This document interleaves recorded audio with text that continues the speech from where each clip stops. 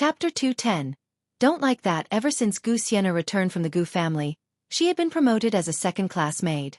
She guessed that it was probably because Nanny Qian had told her about her relationship with Gu Yundong that young madam had such intentions. Perhaps she wanted her to help do something. However, young madam did not see her much after that. This made Xian'er feel a little conflicted.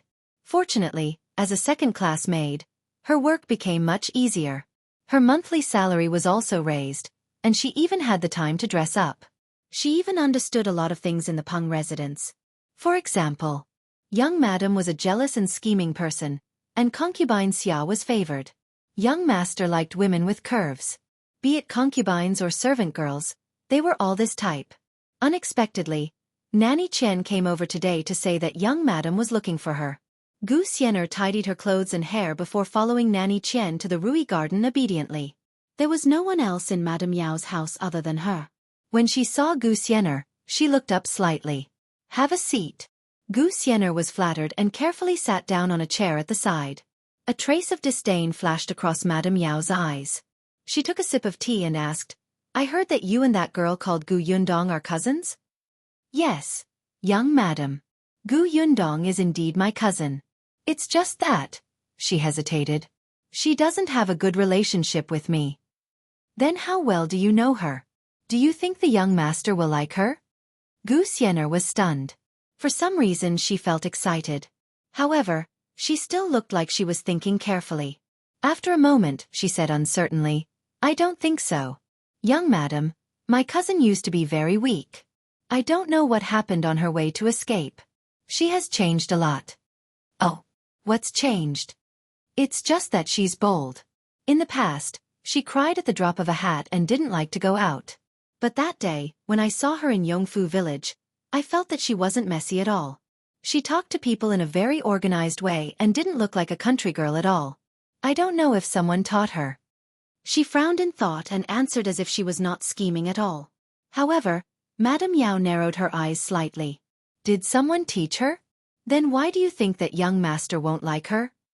Xian'er touched her head and said softly, I just think that she looks average.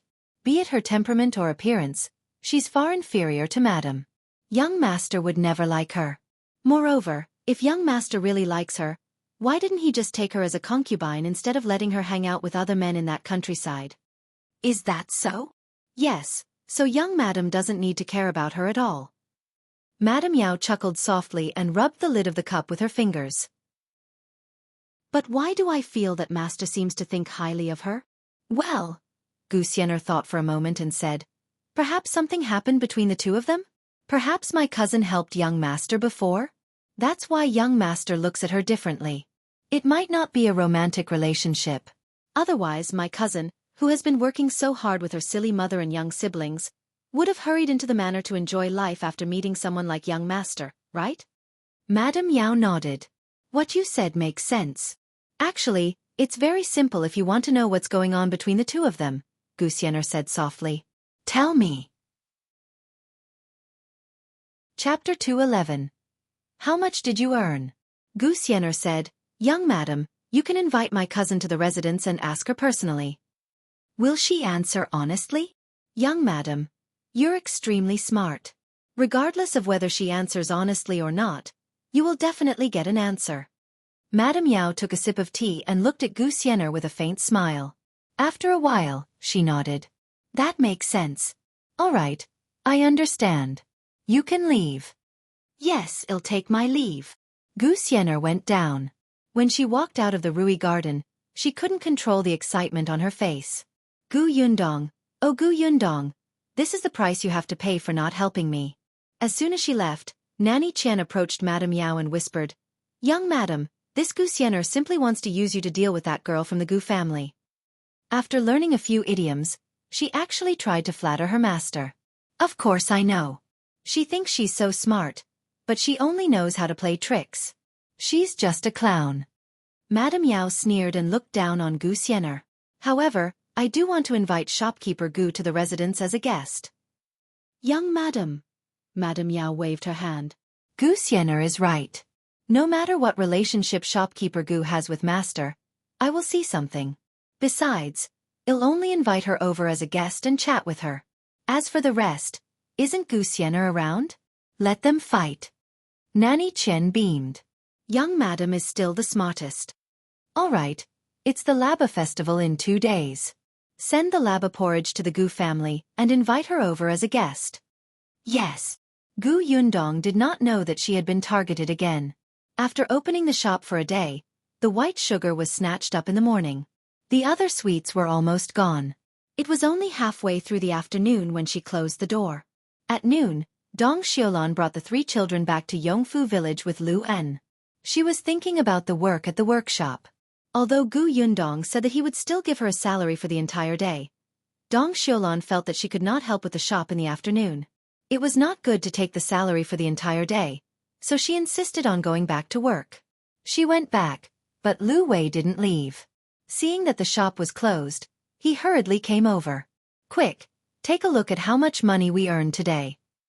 Gu Yundong glanced at him. You're an outsider. Why should I count the money in front of you? Lu Wei was speechless. Friendship over. Friendship over. He turned around angrily and left. After taking 2 steps, he came back unwillingly. He glared and said, even if you didn't say it, I could have deduced it. How many caddies of sugar did she sell today and how many candies did she sell? Did she think he was blind? Gu Yundong gave him a thumbs up. Not bad. I thought you were just bragging to others. Turns out you know what you're doing. Lu Wei raised his eyebrows. After all, I'm the young master of the Lu family. All right, hurry up and count. In fact, Gu Yundong already had an idea. After all, the price of white sugar was set there. In addition, almost everyone had 5 caddies today. She even saw some people buy another 5 caddies after buying 5 caddies. There were also many people who bought second-rate sweets. The shopkeepers next door thought that white sugar was too expensive. In addition, those rich young masters had it, so they simply bought second-rate sweets to try. Gu Yundong took out the money box and saw that it was filled with banknotes and silver pieces. She slowly took a deep breath. Chapter 212. Looking for the shopkeeper 900 taels. There was actually 900 taels of silver. This white sugar was too profitable. Lu Wei swallowed his saliva. In fact, he had only estimated 500 taels in his heart at the beginning. He had calculated wrongly. Woo. However, this 900 taels of silver had to deduct the cost to be what she had earned today. Still, the cost was not high at all. Gu Yundong also secretly took a deep breath. Her eyes lit up. She was finally a millionaire. If she continued to work hard, she would become a billionaire. With money, Gu Yundong became much more generous. She gave 2 taels to everyone present. It's been hard on everyone today. Shao Qingyuan didn't even look at it and directly put away the silver. The 4 members of the Tong family held the silver and beamed with joy. Madame Yang thought for a moment and took a bite. Realizing that it was real, she handed it to Gu Yundong very preciously. Keep it. It won't be lost. Gu Yundong took it. All right, let me know what you want to buy later. Gu Yunshu stared at the silver in his hand. It was 2 taels. This was 2 taels, a whole 2 taels of silver. The little guy chuckled and put the silver into a small bag in his bag. Yes, he would save it for now. In the future, if his family needed it urgently, he would hand it to his eldest sister. Gu Yunka tilted her head and stared at the silver. She did not know much about 2 taels of silver and did not even know what to buy. She gave it to Gu Yundong. I'll give it to eldest sister. Lu Wei held the silver like a fool. He clearly had more than 1,000 taels of silver with him, but it was not as precious as these 2 taels of silver. He always felt that this was earned through his own hard work. The meaning was different. He put the silver aside and looked at Gu Yundong with sparkling eyes. Gu girl, how about I be your shopkeeper? In the future, give me 2 taels of silver a day. Every day? That was 60 taels of silver a month. Which shopkeeper would be so expensive? He was robbing money. Gu Yundong smiled insincerely and said, No, you're the eldest young master of the Lu family. You have millions of assets waiting for you to inherit. How can I trouble you with just 2 taels of silver? It's too much of a waste of your talent. It's all right. I don't mind the small amount of money. Anyway, I don't rely on that bit of salary to live. Lu Wei waved his hand, looking very nonchalant. Shao Qingyuan glanced at him. We despise you. Gu Yundong nodded vigorously. Indeed, someone who spoke the truth needed to wake up this wastrel. Lu Wei almost spat out a mouthful of blood. Why? Your price is too high. We can't afford it. How is it high? Look at how much money you earned in a day. 2 taels of silver is not even a fraction. Forget it, 1 tael is fine. Shao Qingyuan ignored him. He turned to Gu Yundong and said, but the shop is indeed short of a shopkeeper and clerks. We can't let you look after the shop every day. Unfortunately, my father isn't around. Gu Dajiang had once been an accountant in a restaurant and had some experience. He was actually the most suitable candidate. Lu Wei stomped his feet at the side. I already said that I'll be the shopkeeper. Shao Qingyuan thought for a moment and said, I have a suitable candidate. Gu Yundong's eyes lit up. Who? Me? Lu Wei shouted, You'll regret it if you don't invite me. I have a lot of connections in this county. Shao Qingyuan and Gu Yundong looked at each other and gave the Tong brothers a look at the same time. The two of them quickly dragged Lu Wei away. Chapter 213. Deal. Only then did the two of them calm down. Shao Qingyuan said, I used to work for an escort agency in town. He had no land in Yongfu village. Other than hunting in the mountains, he went to the county city or prefectural city to do short-term work. That escort agency was not big, and the escorts were only short distance. Most of them were between the prefectural city and the county city. The furthest was between the 2 neighboring prefectural cities. Shao Qingyuan was quite skilled. The head of the escort company really wanted him to stay in the escort company, but he didn't agree. However, he had also helped with 2 short-range escorts and everyone in the escort company knew him. Chief Escort has an elder brother. He used to be the shopkeeper of a large family in the prefectural city. Later on, that old master passed away. His 2 sons fought to the death. In the end, not only did the family collapse, but that shop was also sold. Uncle Zhong returned to the county city. He has nothing to do now. Gu Yundong lowered her eyes and thought for a while. Is this person reliable? Reliable, he replied without hesitation. Gu Yundong nodded. All right, if you say he's reliable, then he's reliable. Then it's him. Shao Qingyuan saw that she trusted him without hesitation, and his heart suddenly swelled. He secretly took a deep breath. I'll go find him now. Okay. It was still early, and the escort agency was not far from here. Shao Qingyuan returned not long after he left. Uncle Zhong was not very old. He looked to be in his 40s and looked very energetic. His family ran an escort agency, and it seemed that he had also practiced martial arts. This was even better. She wasn't afraid of people causing trouble. Zhang Gang had been a shopkeeper for more than 10 years and was a steady person. When he saw that his boss was a little girl in her teens, he was only surprised for a moment. He did not look down on her. Instead, he said with admiration, Qingyuan told me about it on the way. I really didn't expect such a rare thing to exist in this world. My boss is really capable. He paused for a moment and said, but you might not know that I used to be a shopkeeper in a cloth shop. The things I sold were different, and I might not be able to meet your requirements. If you're worried, you can let me try to be a shopkeeper for half a month first. If you're not satisfied, feel free to change me. Gu Yundong raised her eyebrows. He knew about the probation period? It won't take half a month. 3 days will be enough. As the saying goes, 1 round is all it takes. Uncle Zhang used to be the shopkeeper of the cloth shop. In 3 days, you will definitely be proficient in being the shopkeeper of Gus. I will come to Gus for the next 3 days. If there's anything you need to know about the shop, you can just ask me. Zhang Gang smiled. The boss thinks highly of me. I, Zhang Gang, will definitely not let you down. As for the monthly salary, it's temporarily set at 5 taels of silver. If you do it well, I will increase it. She had some understanding. The prices and wages in the county city were not comparable to the prefectural city. Most of the shopkeepers here only had 3 to 4 taels of silver a month. Of course, A big restaurant like the Liu family's was different. However, if she did well, she would not treat the shopkeeper badly. Zhang Gang immediately nodded. All right. When he was a shopkeeper in the prefectural city, he only earned 5 taels a month. He had worked for many years before raising it by 2 taels. After agreeing on the time for work the next day, Zhang Gang went back. Now that the shopkeeper had been confirmed, she still needed a waiter. This waiter did not necessarily need to be experienced. With Zhang Gang leading him, it was not a big problem to help move the goods in the shop and entertain the customers. The most important thing was to be clever. At the mention of cleverness, a person flashed across Gu Yundong's mind. Chapter 214. Zhuangzi. Gu Yundong's mouth twitched at the thought of this person. However, after thinking about it, she still felt that he was the most suitable. Therefore, after returning to the village at night, she went straight to the Shi family.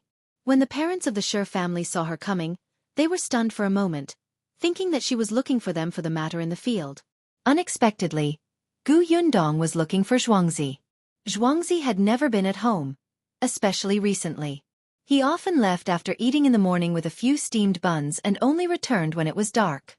Shi asked a few times, but he couldn't get anything out of him, so he let him be. In any case, ever since he stopped hanging out with Hu Liang, there had been no rumors of him sneaking around. The corners of Gu Yundong's mouth twitched. She could roughly guess where Zhuangzi had gone.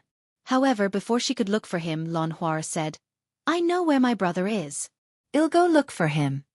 With that, Lan Hua ran off. Gu Yundong could only continue to wait at the Shi residence.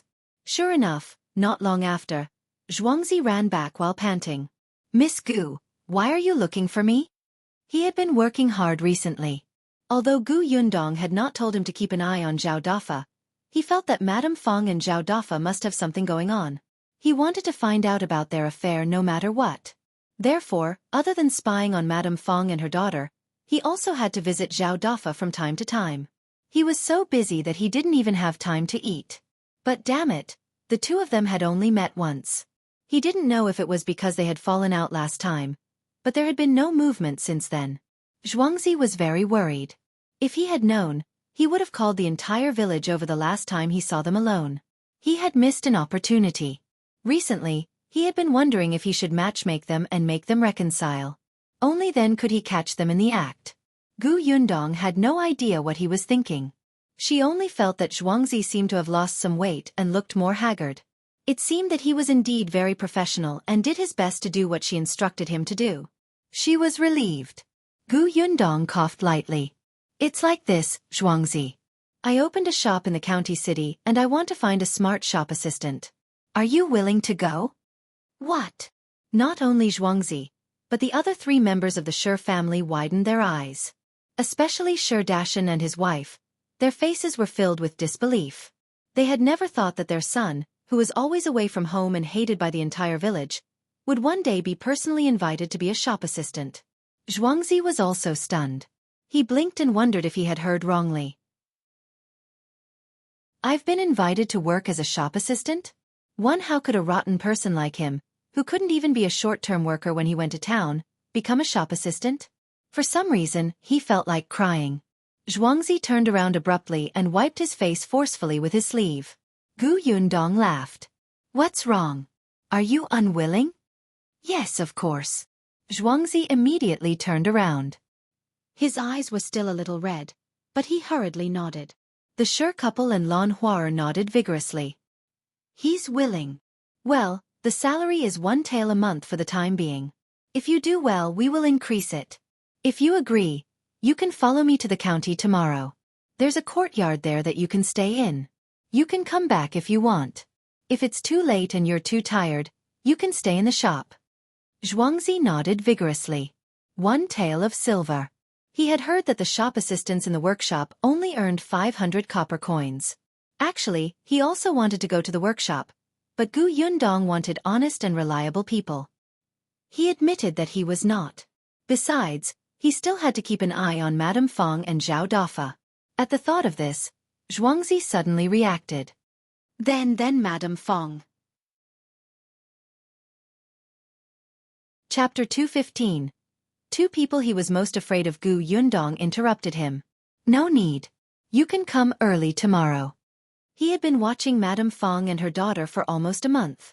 Other than asking Zhao Dafa to steal from her house, there was nothing else. Now that her house was guarded by the Tong family, she was not afraid that Madame Fong would find someone to sneak into their house. Besides, there was no reason to guard against thieves for 1,000 days. Her initial thought was to keep an eye on them for a month. Zhuangzi immediately agreed. After Gu Yundong left, he reached out and slapped himself hard. Then he asked his parents, "Am I dreaming?" "It's not a dream. You can really become a worker in the county city." Shi Dashan's honest face was filled with excitement. He patted his shoulder heavily with his rough palm. He also nodded repeatedly. Her son was finally promising. 1 tael of silver a month. Your father and I also have a salary every month now. Now that you have something serious to do, you can get married soon. In the past, her poor son did not have a good reputation. He idled around all day and the matchmakers would take a detour when they saw him. Now, she could even imagine the scene of her hugging her grandson in the near future. Zhuangzi took a deep breath and looked at his parents. He suddenly realized that they were different from before. That's right. Ever since they helped the Gu family manage the orchard, the two of them had been in high spirits and full of energy. Now that he had work to do, their lives would get better in the future. In the end, he looked at Lan Huar and saw that her face was red and excited. He immediately smiled. Wait for me to save up your dowry. The next day, Zhuangzi changed into his best set of clothes and waited at the entrance of the Gu residence before dawn.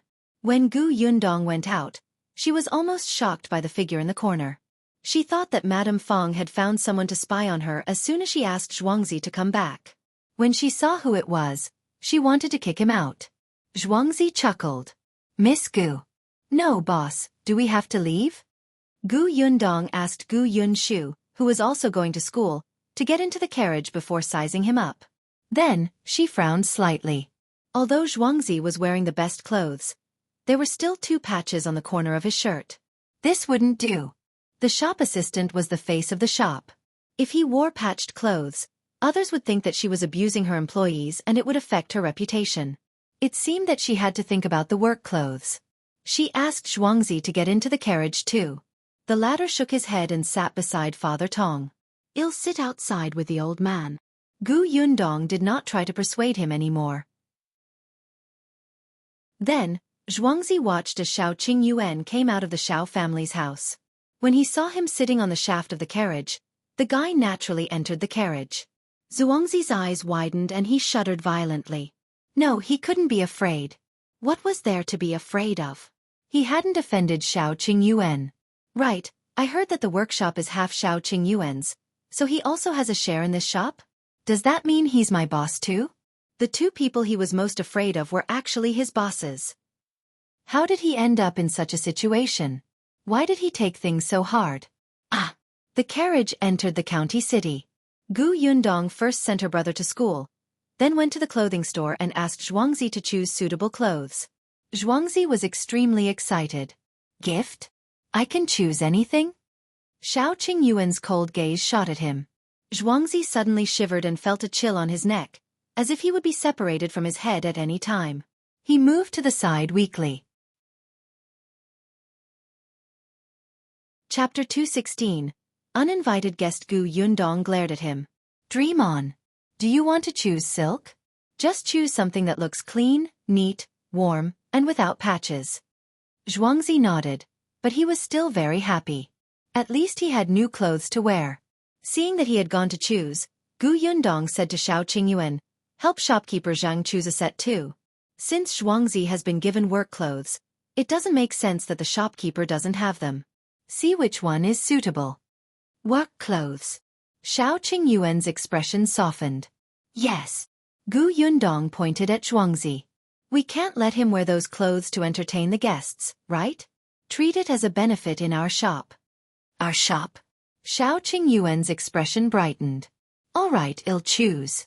The clothes given to the shopkeeper were definitely different from the shop assistants. Shao Qingyuan estimated Zhang Gang's figure and quickly chose a set for him. Zhuangzi returned very quickly. He was still a little apprehensive, But seeing that Gu Yundong had no objections and readily paid, he became happy again. When they arrived at the shop, Zhang Gang was already waiting there. Gu Yundong asked him to take Zhuangzi to tidy up the counter while she went to the backyard and opened one of the rooms. After a while, she let them in to move the inventory here. Actually, there was no stock at all. She had just taken it out of her spatial storage. There was no one guarding the shop. How could she dare to leave it here? In the future, she planned to send someone to deliver it every day, so her family might need to buy a mule cart. After arranging the goods, Gu Yundong opened the door. The guests outside the door had arrived early. How could 5 caddies of white sugar be enough yesterday? This morning, they had sent the servants to buy it. Even some of the owners in the surrounding shops wanted it. After all, Zhang Gang had many years of work experience. At first, he was not used to it, but after a while, he was at ease and quickly got to work. Zhuangzi was inexperienced, but he was indeed quite smart and full of energy.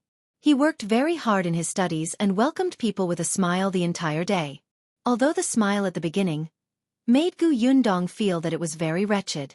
In addition, with Shao Qing'an holding the fort, the order was still very stable today. Gu Yundong knew that there would definitely be a lot of customers for white sugar during the first 3 days.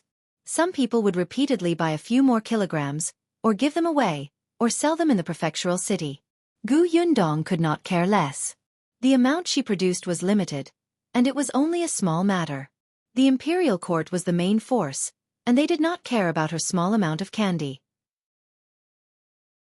After a busy day, Gu Yundong was quite satisfied with Zhang Gang and Zhuangzi. However, during lunch, she saw Zhuangzi take out 2 hard and cold pancakes from his pocket and her eyebrows could not help but twitch. There was a kitchen in the backyard of the shop. Gu Yundong could just let them use it. Surprisingly, Zhuangzi actually knew how to cook. Although it was average, he would not starve to death. Gu Yundong thought for a moment and gave them an extra 500 copper coins to buy the ingredients and cook for themselves. It could be considered free lunch. 500 copper coins was completely enough. Zhuangzi was extremely excited, and so was Zhang Gang. He had originally asked his wife to deliver lunch to him every day. The next day was the Laba festival. Gu Yundong asked the Tong family's mother-in-law and daughter-in-law to make a large pot of Laba porridge for the holiday. She also planned to go to the shop and stay for half a day before coming back. Zhang Gang and Zhuangzi were basically fine. However, just as she was about to go home, an uninvited guest came to the shop. Chapter 217. Finally here it was Nanny Qian. She carried a basket with a smile. "This is Laba porridge. Young madam asked me to send it over. Miss Gu has just arrived in Fengkai County. You can try our local Laba porridge and see if it's any different from yours." Gu Yundong was a little surprised. Why did Madame Yao send her Laba porridge? However, Nanny Qian quickly resolved her doubts. Young madam said that she came to Gus with young master to celebrate Miss Gus opening a few days ago. She hit it off with Miss at first sight. Unfortunately, there were many guests that day and business was booming. Miss was busy, so our young madam didn't have the chance to talk to Mississippi. As Nanny Qian spoke, she took out an invitation. Seeing that Miss' shop has stabilized over the past few days, young madam wants to invite Miss into the residence as a guest. Coincidentally, there's a plum garden in the Peng residence. At this time of the year, the plum blossoms are blooming. Young madam sent me over to send Miss an invitation. Please don't decline. Huh? Gu Yundong asked. Guest? Invite her to the Peng residence to admire the plum blossoms? No, no, no. She didn't have any romantic cells in her.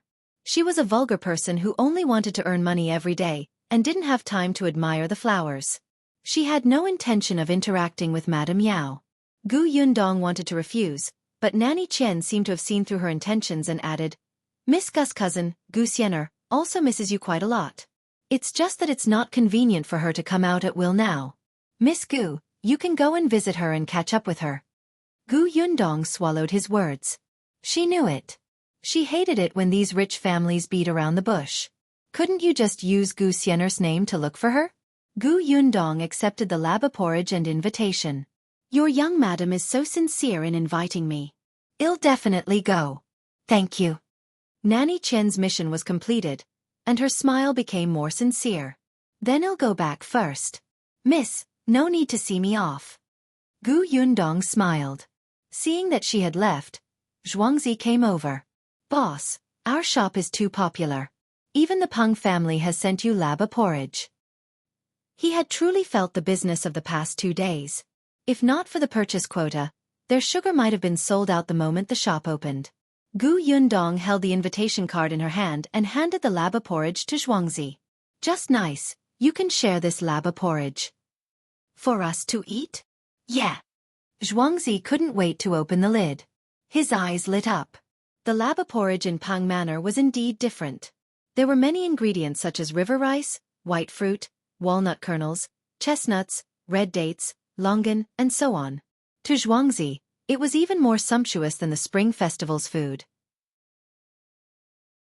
Gu Yundong also glanced at it, then retracted her gaze and went back with the invitation. Zhuangzi immediately went to find bowls and chopsticks to share with Zhang Gang. Yongfu village was very lively. The Laba festival was a day to worship ancestors and gods and pray for a bumper harvest and auspicious luck. Every family had more or less prepared laba porridge. Even if the ingredients were not rich, it had to be done. The workshop was not on holiday, but the laba porridge that Gu Yundong had asked the Tong family's mother-in-law and daughter-in-law to cook in the morning was very sweet. She gave everyone in the workshop a big bowl to bring back. Everyone in the workshop looked at the full bowl of laba porridge and their smiles never faded. As expected, working in the Gu family's workshop was simply too good. After eating the porridge, they worked even harder. Gu Yundong had been busy for 2 days and had almost forgotten the date she had agreed on with Madame Yao. Chapter 218. Going to the Peng residence again this morning, Gu Yundong instructed Shao Qing'an on some matters in his workshop and planned to go straight to the county city. Shao Qing'an knew about Gu Xian'er's relationship with her and was worried. Gu Yundong laughed. I'm not afraid of her. I'll deal with whatever comes my way. It's fine if she knows her place, but if she really dares to approach me, I can teach her how to behave. With that, she was about to leave with Gu Yunshu. Unexpectedly, this little fellow ran straight to the Zhang family. Not long after, he mysteriously carried a huge bag out and climbed into the carriage. Gu Yundong was surprised. What are you bringing to school? The kid blinked, as if wondering if he should tell her. Gu Yundong sighed. You've grown up and have secrets with eldest sister. Sigh, I'm sad. With a whoosh, Gu Yunshu immediately tore open the bag and pushed it in front of her. Gu Yundong's heartbroken expression disappeared in a second. She lowered her head and picked up the school bag on the bag. She looked up at Gu Yunshu. The latter was still surprised by the speed at which his eldest sister's expression changed. He looked conflicted. 1, 2, 3, 4. 4. Are you very short of school bags? Gu Yunshu was taken aback and quickly shook her head. No. These are for the other classmates in my school. As he spoke, he covered his mouth and laughed. On the first day I went to school, the other students liked my school bag very much and asked me who made it and wanted to buy it. I asked Aunt for help. A school bag costs 2 copper coins. I'll give Aunt 90 copper coins and I'll collect some intermediate fees. I have 40 copper coins now. In the future, when eldest sister doesn't have enough money, I'll give everything to you. Gu Yundong's eyes widened. F*CK, he actually knew how to do business at such a young age? He knew how to collect the intermediate fee and save money for her? How could there be such a sensible child? Gu Yundong rubbed his little head fiercely. Gu Yunshu shook his head and thought that she was angry. He quickly explained, I told the teacher and he agreed. However, there are very few students in our school. Some students come from poor families, so they did not buy anything. These 4 people are very rich. I don't charge much. They also gave me the fabric themselves. Aunt was very happy. I told Aunt not to tell you. Gu Yundong carried the child over. I'm not angry. I'm very happy with your actions. In the future, when you encounter such things, remember to tell the teacher in advance, okay? The intermediate fee he charged was not high. Dong Xiaolan could earn 360 copper coins from 4 school bags, which was also a help to her family. When Gu Yunshu heard what she said, he hurriedly nodded. Yes, I told Auntie to make it better. They're even sturdier than mine. I also asked my classmates for their opinions. I did everything I could. The two of them chatted as the carriage entered the county city. She sent Gu Yunshu to school. When she saw him running away happily with his bag, she turned the carriage around and went to the Peng residence. Nanny Qian was already waiting at the door. When she saw her, she quickly welcomed her. Miss, you're here. Please come in. Young madam has been talking about you since early in the morning and instructed me to wait here. As she spoke, she took a few more glances at her. Seeing that her hands were empty, she could not help but purse her lips. Those who came from the countryside were from the countryside. Who would come to visit without any gifts? She led Gu Yundong all the way to the Rui Garden. As expected, Madame Yao was waiting for her at the door, looking expectant and happy. Chapter 219. Madame Yao wants to get information. You're finally here. Come in quickly. Nanny Qian, pour tea for Miss Gu. Madame Yao pulled her hand affectionately and walked inside. The corners of Gu Yundong's mouth twitched. It was too incongruous to be so enthusiastic. Nanny Qian poured a cup of tea for Gu Yundong. Madame Yao said, "There's also white sugar in this tea that Miss Gu bought. It's sweet and suitable for us women to drink. Miss Gu, try it?" Then she shook her head. "It's too distant to call you Miss Gu. Can I call you Yundong? You can call me Sister Yao too. How about that?" "Fine by me." Gu Yundong took a sip of tea. She did not really drink it. Strange people in unfamiliar places were strangely enthusiastic. She would be a fool if she dared to eat her food. The moment she raised her hand to drink the tea, she poured the tea into her space. When she put down the teacup, she nodded slightly. "It's quite delicious." Madame Yao smiled and said, "There are also pastries and preserved fruits here. Yundong, don't stand on ceremony. As for me, the last time I saw you, I felt that you suited my taste. We're both straightforward people, so we'll definitely be able to talk together. It's also my master's fault. He knew you long ago and didn't think of introducing you to me. He didn't invite you over either. Last time at your house, he asked me to prepare a congratulatory gift. He didn't tell me in detail, causing me to not be able to get to know you sooner." Gu Yundong thought that Peng Zhongfei did not have the guts to speak nonsense. He would probably have nightmares at night. She was also polite. "Young Master Peng is busy. Besides, I'm just a village girl. You're the madam of a big family. He was afraid that he'll offend you, right?" "No, he's very free." Madame Yao had a smile on her face. "And he's full of praises for you. How could he be afraid that you would offend me?" "Praise? Peng Zhongfei must be crazy. Speaking of which, I still don't know how you met my master, Yundong. I asked my master, and he only said that he hadn't known you for long. Tell me, I'm quite curious.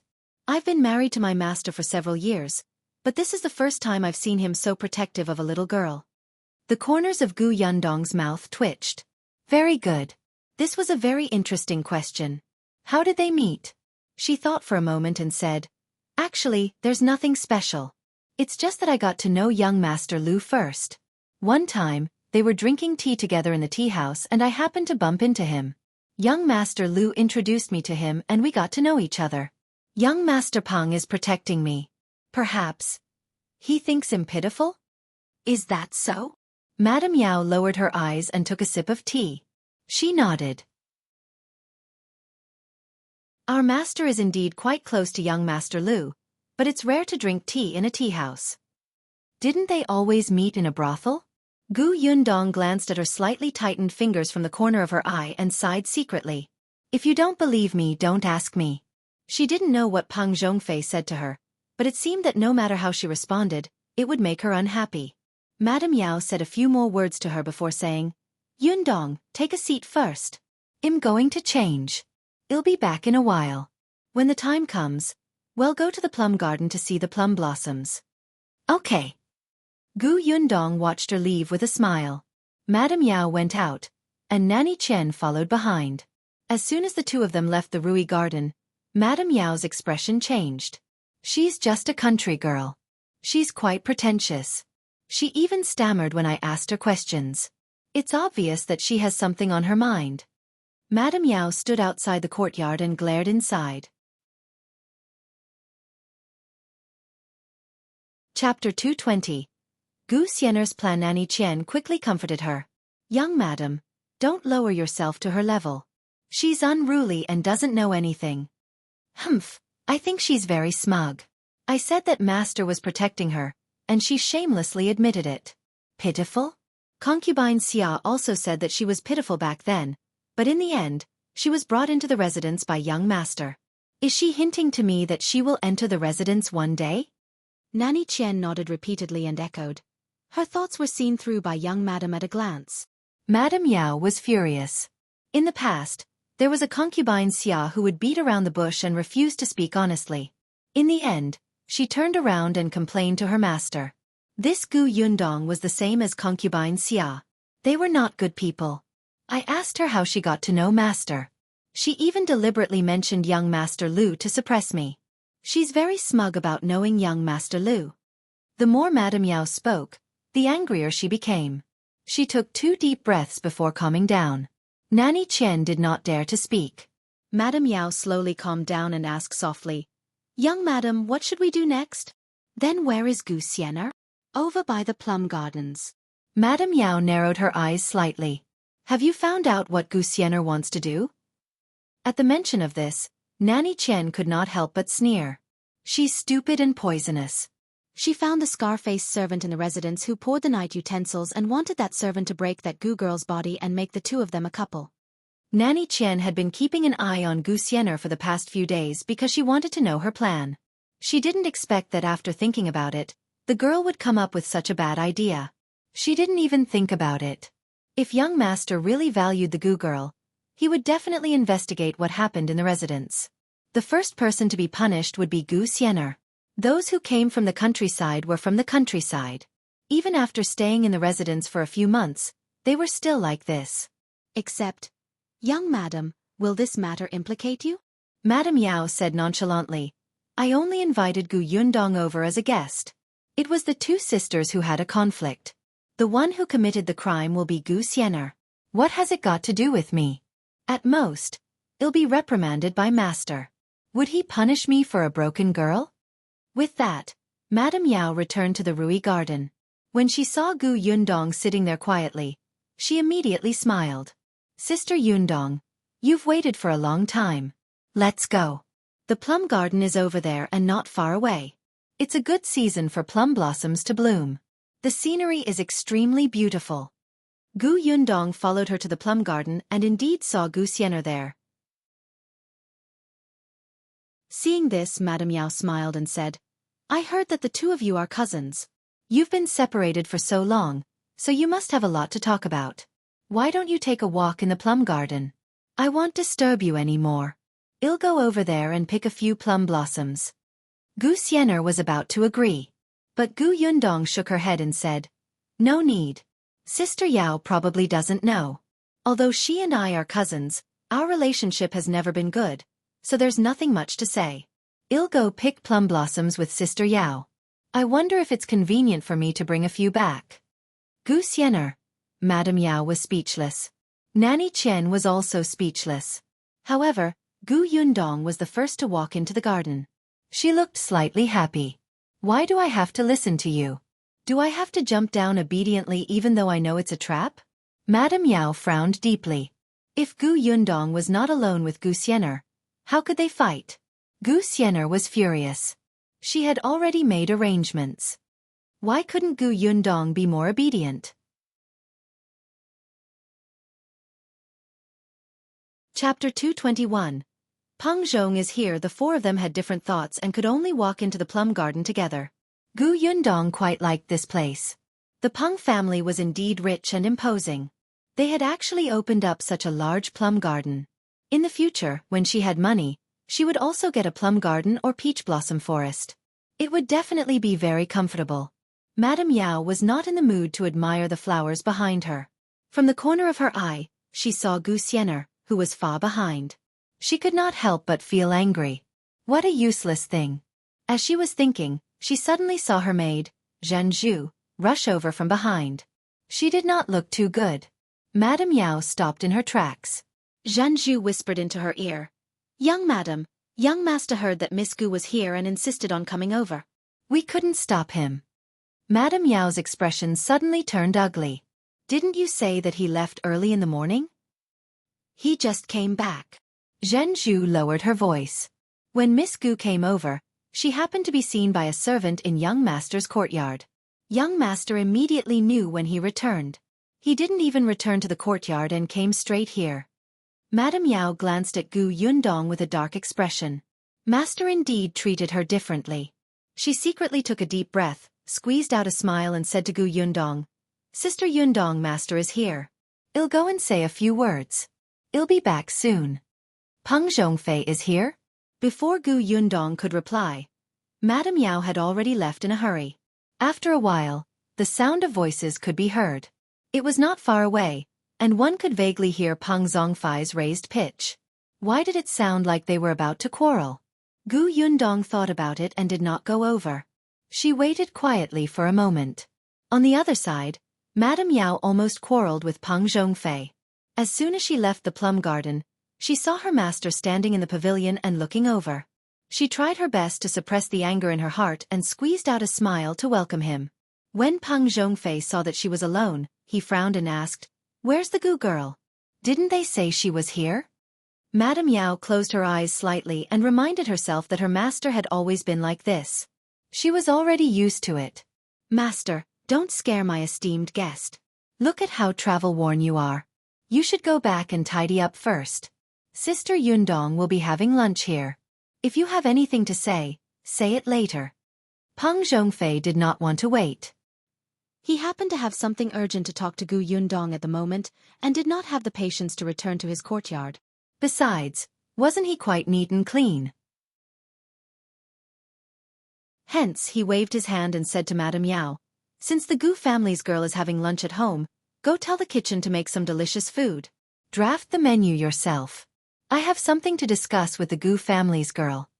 Madame Yao could not hold the smile on her face at all. Just as she was about to retort, Nanny Qian suddenly tugged at her. Young madam, young master must have something to discuss with Shopkeeper Gu.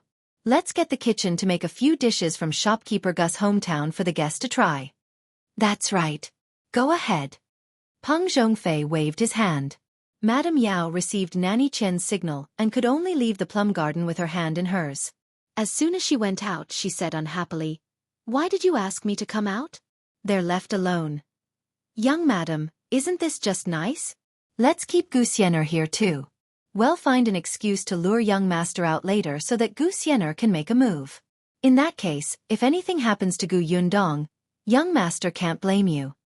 Madame Yao thought about it and agreed. If something happened to Gu Yundong right under master's nose, would master blame her for not entertaining the guest well?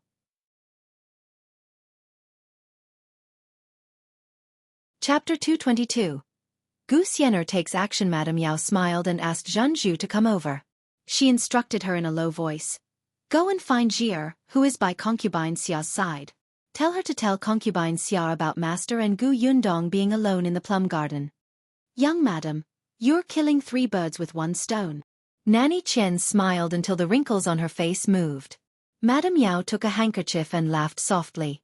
Let's go to the kitchen and prepare a feast to entertain the esteemed guest according to master's instructions. Yes. The master and servant walked further and further away. As for Gu Yundong, she walked out of the forest just as Madame Yao and Peng Zhongfei's conversation ended. Unfortunately, she was still a step too late. There was no sign of Madame Yao outside. There was only Peng Zhongfei, whose eyes lit up when he saw her. Gu Yundong secretly held his forehead. Where's your wife? Oh, I sent her to the kitchen to arrange the dishes. I have something to discuss with you. She's a hindrance. Gu Yundong was speechless. Damn, this person's eek must be negative. No wonder Madame Yao looked at him as if he was an enemy. It was simply because this person had it coming. He was shameless, but she still wanted her reputation. It was one thing to have a scandal with others, but with Peng Zhongfei? No, she didn't want to. He had no looks and no character. Gu Yundong turned around and left, completely ignoring him. However, Peng Zhongfei really had something on and followed behind her. Don't leave. I want to talk to you about the workshop. Gu Yundong stopped in her tracks. Forget it. If she wanted to go out directly, she did not know which way to go. There were people coming and going outside the plum garden. There would be more rumors when they saw them. Madame Yao had already let them be alone. They had probably already decided in their hearts. She simply walked to the pavilion and sat down. Peng Zhongfei immediately sat opposite her. I didn't have a chance to talk properly in your shop last time. There's a question I've been wanting to ask for a long time. When did you become so familiar with Lu Wei? Didn't you just meet for the first time in my residence last time? Gu Yundong suddenly sat up straight. Was he suspecting what had happened last time? She looked up at Peng Zhongfei and met his sincere gaze. Then she confirmed that he was just really curious. Gu Yundong coughed lightly and said, Didn't Lu Wei find someone to bring him into the mountains to hunt some time ago? The person he found happened to be my neighbor. After a while, we became familiar with each other. Peng Zhongfei nodded. This topic was over. But did you really not collaborate with the Lu family in your sugar business? No. Peng Zhongfei leaned forward. Then how about we cooperate? Gu Yundong gave him a strange look. The Peng family should know who was taking the bulk of the sugar benefits now, right? How dare he say that? However, Peng Zhongfei was different from what she thought. I heard that your workshop hasn't been built yet? Gu Yundong was about to nod when she saw a figure walking over from the corner of her eye. She looked up and saw Xian'er carrying 2 cups of tea over. Peng Zhongfei also saw it and was instantly dissatisfied. Didn't I tell you all to go down? Xian'er lowered her head obediently. Young madam instructed this servant to serve young master and the esteemed guest well. This servant is just here to serve tea. Peng Zhongfei was a little thirsty, so he nodded. Gu Yundong saw that the colors of the 2 cups of tea were different. She thought for a moment and asked, What tea is this? This is Qihong. Young master's is pure tea. Gu Yundong swapped the 2 cups of tea. I've never had pure before. Young master Peng, do you mind exchanging with me? Chapter 223:1 Advise you to be a human. Peng Zhongfei didn't care at all. What's wrong with that? You haven't drunk pure before. Coincidentally, I have it at home. I'll get the servants to prepare some for you later. You can take it back and drink it slowly. Gu Yundong thanked him and picked up the cup of pure tea. From the corner of her eye, she saw Xian'er's motionless expression.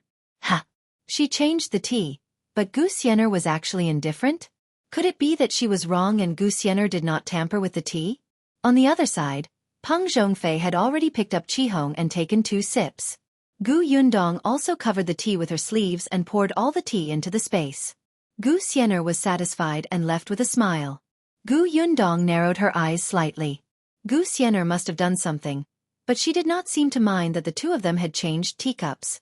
Then there was only one possibility. There was something wrong with both cups of tea. With Xian'er's guts, she definitely wouldn't dare to harm Peng Zhongfei. There shouldn't be anything in the tea that would harm his life. Gu Yundong thought about it and felt that there was a 50% chance that she had added something arousing. If that was really the case, Xian'er wanted something to happen between her and Peng Zhongfei. Then, Peng Zhongfei might take her in. Coupled with Madame Yao's personality, she might be jealous and kill her out of jealousy. Gu Yundong was disgusted by Xian'er's actions. However, there was one thing that she could not figure out. Did Madame Yao know about Xian'er's plan? What are you thinking about? I'm talking to you. Peng Zhongfei's irritable voice sounded in her ears. Gu Yundong suddenly came back to her senses. Oh, are you asking me about the workshop? I'm listening. Our workshop has indeed not been built yet. What do you mean by cooperating with me? Peng Zhongfei was slightly satisfied. Then he said mysteriously, Your workshop hasn't been built yet. It's just nice. I just got a workshop. It's not far from your village. How about I let you use it? But can you sell me more white sugar? I need at least 50 kilograms a day. 5 kilograms is too little. 50 kilograms. When he sold it, he did not know how much money he could earn. The higher-ups meant that they could not get involved in Gu Yundong's sugar business, But this was a normal transaction and was not against the rules. Gu Yundong exclaimed, "A workshop not far from our village? Did you buy it?" "That's right. I bought it. I spent 10 taels of silver and got something for free. I got a workshop and the owner gave his daughter to me as a concubine." His disdainful expression was very annoying. Gu Yundong could not help but frown. She felt that there was something wrong with his words. Looking at Peng Zhongfei's smug expression and thinking about how he wanted to forcefully occupy her blueprint, a bad feeling surged in her heart. "Don't tell me you bought it forcefully. Not only did you occupy his workshop, but you also want his daughter to be your concubine?" Peng Zhongfei snorted coldly. "It's that family who doesn't know what's good for them. I was polite before resorting to force. I came personally to propose with sincerity, and even promised to give them 50 taels of silver. In the end, they actually dared to take out a broom and beat me out. Fine, they refused a toast only to drink a forfeit. Then don't blame me for being ruthless. F***CK. You're actually very proud of yourself for doing such a shameless thing? Indeed, a dog can't change its habit of eating shit." Gu Yundong resisted the urge to beat him to death and planned to persuade him to be human. In the end, a maid ran over and panted, "Young master, concubine Xia has fainted." Peng Zhongfei was speechless. He silently turned to look at Gu Yundong. "Why is it that every time you come to my house, something happens?" "He is probably telling you not to do evil." Gu Yundong pointed to the top of her head. "God is everywhere." Peng Zhongfei suddenly stood up. "I'll return the workshop and that concubine. Damn it, luckily I haven't touched her yet." Seeing that the maidservant was still standing at the side, he immediately shouted, "What are you waiting for? Get a doctor for the concubine."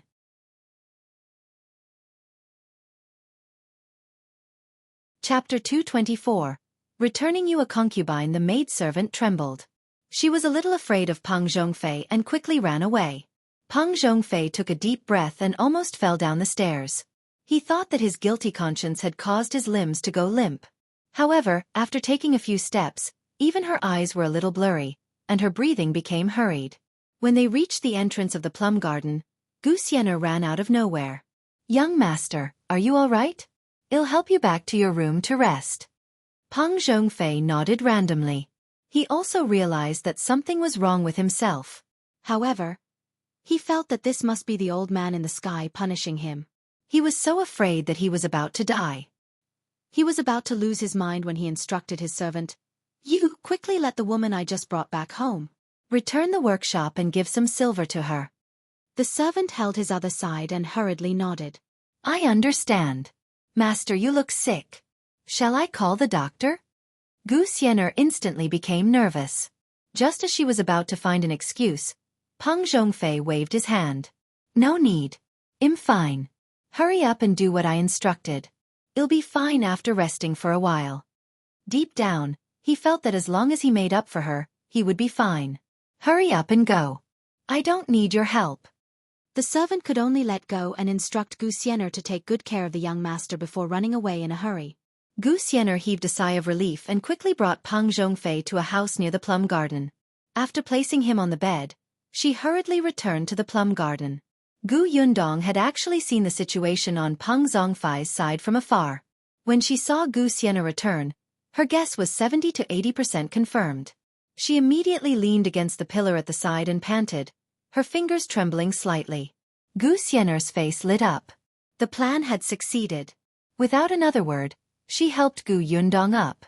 Seeing that she wanted to push her away, she hurriedly said, "Cousin, I know you don't like me, but look at you. You can't even walk now. I'm afraid you're not feeling well. Let me help you to rest and get a doctor for you." As she spoke, she pulled her forward roughly. Gu Yundong simply put her weight on Xian'er and let the girl take her to the house where Peng Zhongfei was previously. Seeing that Peng Zhongfei had already started to strip, Gu Yundong completely understood Xian'er's plan. "Cousin, enjoy it slowly." Xian'er finally smiled sinisterly and threw Gu Yundong onto the bed. However, just as she was about to turn around and leave, she suddenly felt a pain in her back shoulder. Then, her body slowly fell back and she lost consciousness. Gu Yundong parted ways with her. She clapped her hands and tidied her clothes. Without even looking at Peng Zhongfei, who had already pounced on Xian'er, she strode out of the room. Since it's enjoyment, I'll leave it to you. Didn't Peng Zhongfei lack a concubine? She had to return one to him. He should be grateful to her. She just didn't know how Xian'er would face Madame Yao's anger and Concubine Xia's methods after becoming the Peng family's concubine. Yundong returned to the plum garden and started to pluck the branches excitedly. When she came out with a large bouquet of plum blossoms, Madame Yao still had not returned. She smiled. She really did not understand what Madame Yao was thinking. However, just as she reached the pavilion, a short man in servant clothes with a scar on his face and a wretched smile walked over.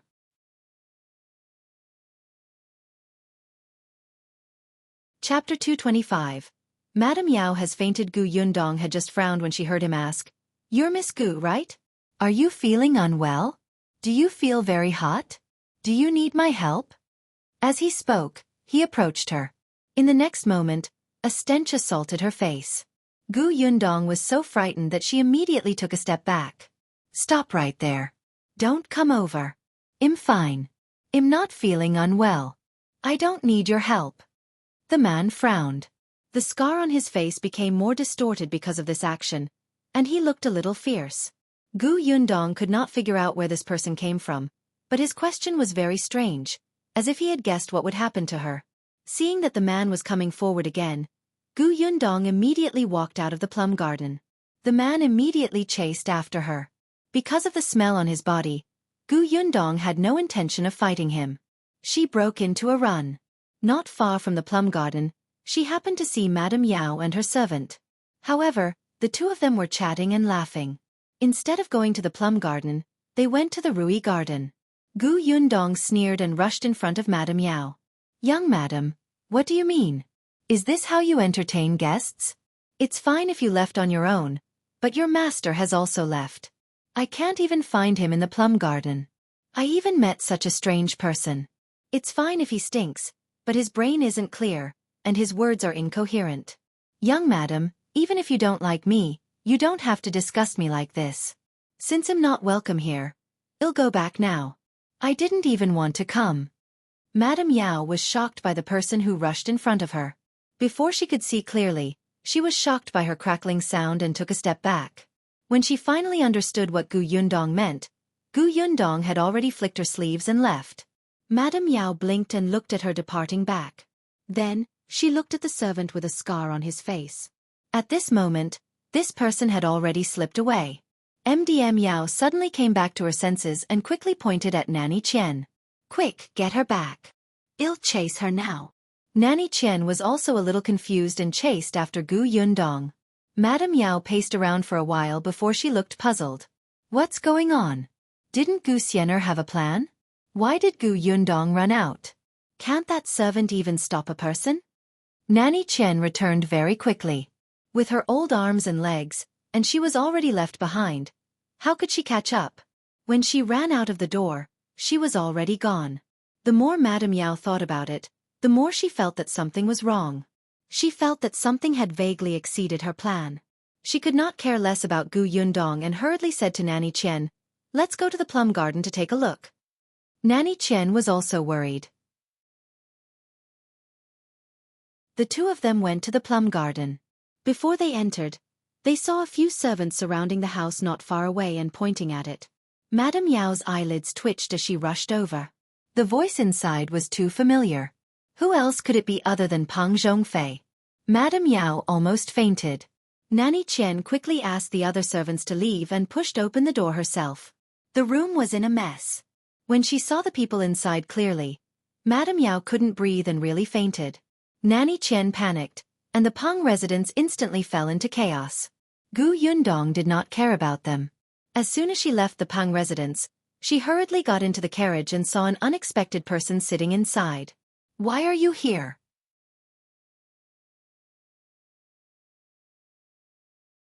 Chapter 226. Bringing news of the Peng residence. Shao Qingyuan couldn't be bothered to answer. However, when he saw her anxious expression, he immediately became nervous. "How are you? What could possibly happen to me? Then why did you?" It was as if someone was chasing after her. Yundong waved her hand. I'm not the one in trouble. Don't worry. We'll just watch the show from now on. She didn't ask why Shao Qingyuan was here anymore. She felt that it might not be good to ask too much. However, it was undeniable that there was an indescribable joy in her heart. Seeing that she was indeed fine, Shao Qingyuan heaved a sigh of relief and changed the topic. Do you want to go to the shop to take a look? Go ahead. She was in a good mood. Now that something like this had happened to Xian'er, it was no longer a problem. The carriage drove in the direction of the shop. Only then did she realize that the streets were much livelier than before. All kinds of New Year goods had already been placed. There was a folk song circulating in old Beijing. Children, children, don't be greedy. After Laba, it will be the new year. It seemed like everyone was already preparing for the new year. Gu Yundong thought of the villagers in the workshop. She turned to Shao Qingyuan and said, the workers can only take 5 days off for the new year at most. I'm wondering if we should distribute some New Year goods to everyone. When we recruit people in the future, there will be more people who will sign up. Shao Qingyuan nodded. When the time comes, we can buy some meat and some cloth. It's not good to give too much in the first year. It'll easily raise their appetite. If we give them too little in the future, they'll complain. Gu Yundong thought so too. When she earned more money in the future, she would slowly increase the benefits. The two of them discussed how much they should pay as they spoke. When they arrived at the shop, they saw Zhuangzi sending a customer out with a smile. He looked energetic. It seemed that he had been very happy as a shop assistant recently. When Zhang Gang saw her coming over, he consciously told her about the situation in the shop and showed her the account book. Gu Yundong's eyes gradually brightened when she saw that the business in the shop was thriving. With the money, she planned to look for Gu Dajiang after the new year and visit Qing'an Prefecture first. In the following days, Gu Yundong became even busier. This was the first year since she arrived at Yongfu village. It was also the first year since she left the old Gu family and took charge. It was also the first year when she had money to buy New Year goods. Gu Yundong had bought everything early and even asked Gu Yunshu to ask Qin Wenjing for a few couplets. She even made 2 sets of new clothes for her family, including Shao Qingyuan. Yes, the Tong family also each had a set. The entire family was overjoyed and worked even harder. Gu Yundong was very satisfied with the Tong family. She thought that her business would definitely expand in the future, so she had the intention to train the Tong family. Hence, after finishing her work and eating, she would get Gu Yunshu to teach everyone how to read. Gu Yunshu clearly liked being a little teacher. His adult-like behavior amused Gu Yundong. The Tong family was even more excited. It was very rare for servants to be able to read. Therefore, even though they had been busy for the entire day, they did not slack off at all when they studied. To Gu Yundong's surprise, the one who had learned the best was the second son of the Tong family, the man who had never remarried and had almost no presents. She did not go to the Peng residence again, but she had agreed to watch the show. Naturally, she asked someone to pay attention to the commotion there. The best candidate was Lu Wei. After all, he was also a gossip. On the 23rd day, Lu Wei lived up to her expectations and brought her the aftermath of what happened that day, as well as Gu Xian'er's end.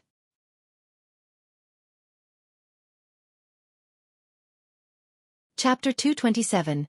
Gu Xian'er's end. It was said that after Madame Yao fainted that day, she was actually found to be pregnant. It was said that Gu Xian'er had become Peng Zongfei's concubine. She was not Peng Zongfei's type to begin with. He wanted a curvaceous woman. Gu Xian'er's figure was average. She grew up in the countryside in the past and had not grown well. She was so shriveled that no one was interested. Moreover, her face was not outstanding. At the very least, although Gu Yundong's figure did not meet his standards, her face was good-looking. However, Gu Xian'er didn't have anything and didn't seem very smart. Peng Zhongfei despised her very much. He didn't even plan to give her the identity of a concubine. In any case, he was only sleeping with a maid. He did not sleep with just one maid in the residence. Did he have to be responsible for every one of them? Peng Zhongfei was a scumbag. He would abandon any girl he had slept with. However, Gu Xian'er was indignant. She knew that there was no way to salvage the situation, especially since she was caught red-handed by Madame Yao. If she was just a maidservant, she believed that she would be a corpse tomorrow. Hence, She cried and told Peng Zhongfei that she was Gu Yundong's cousin. Gu Xian'er could tell that Peng Zhongfei definitely had feelings for Gu Yundong. It was because of this that she changed her mind and drugged Peng Zhongfei.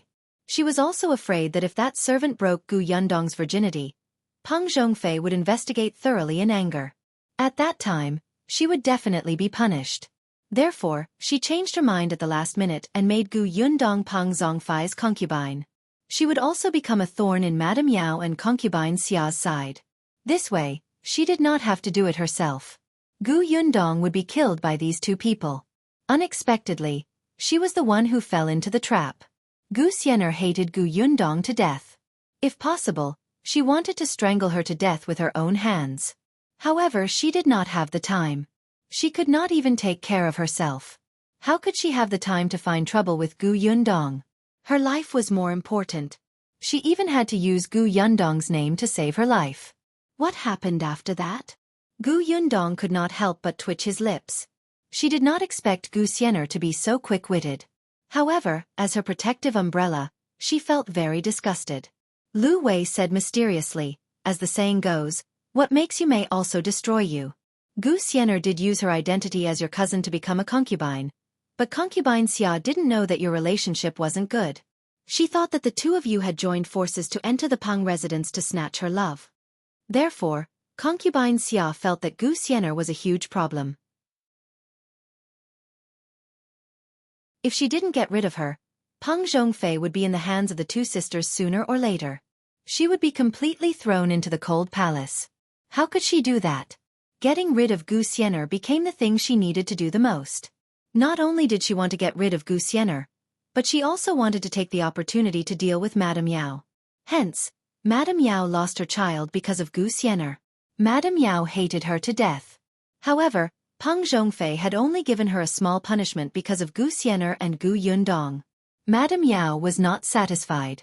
She told Peng Zhongfei that the two of them were like fire and water. That day in the plum garden, Gu Xian'er had wanted to set Gu Yundong up with the servant who poured the urine. In the end, Gu Yundong was fine and she climbed into young master's bed. When Peng Zhongfei heard this, he was even more convinced that Gu Yundong had been blessed by someone to escape safely. After further investigation, Madame Yao was indeed telling the truth. Peng Zhongfei hated Gu Xian'er to the core and handed her over to Madame Yao to deal with. He originally wanted to punish Madame Yao. He was not a fool and naturally knew that there was something wrong with Madame Yao. However, she had already aborted the child. It was fine if she said a few words, but he completely hated Madame Yao. When Lu Wei said this, he even added with a smile, "All right, Peng Zhongfei also asked me to pass you a message."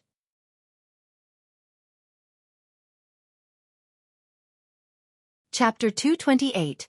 New Year's Goods, What? Cough. He said that he was quite sorry that you had encountered such a thing in his residence. Lu Wei coughed lightly and said with a smile, "Strange, why didn't he come to tell you personally?" What else could it be? He must be afraid of her. What if he was unlucky again?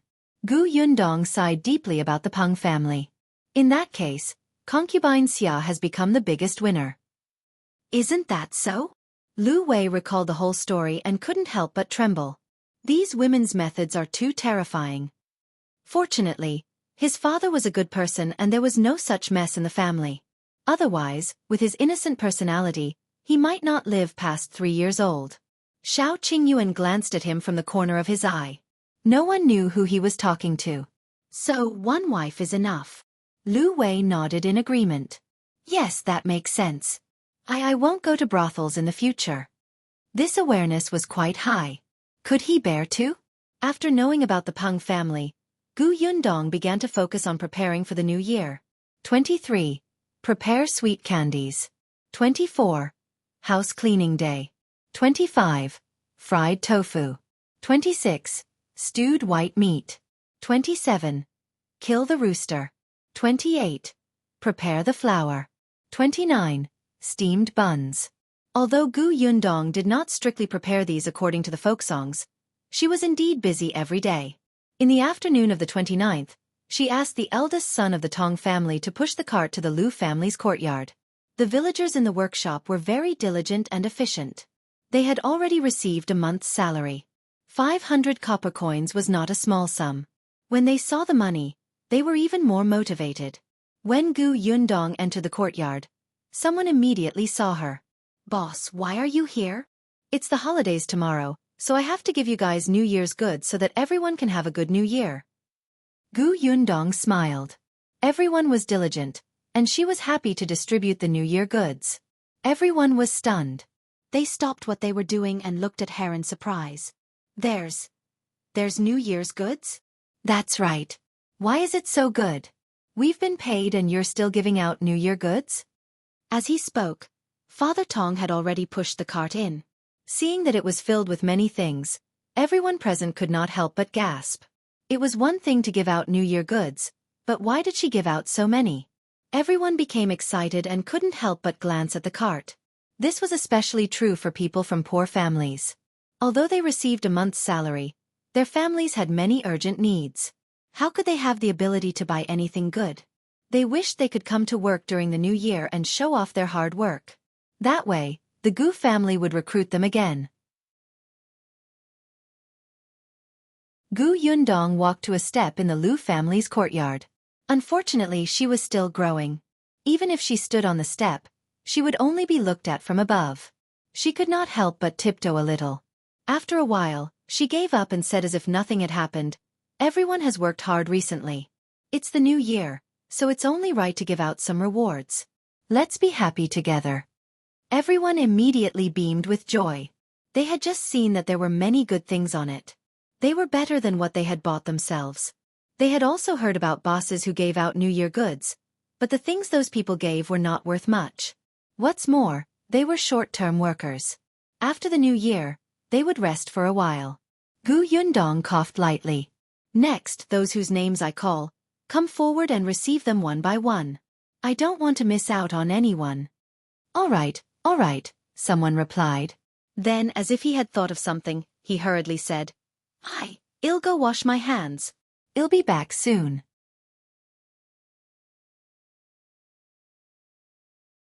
Chapter 229.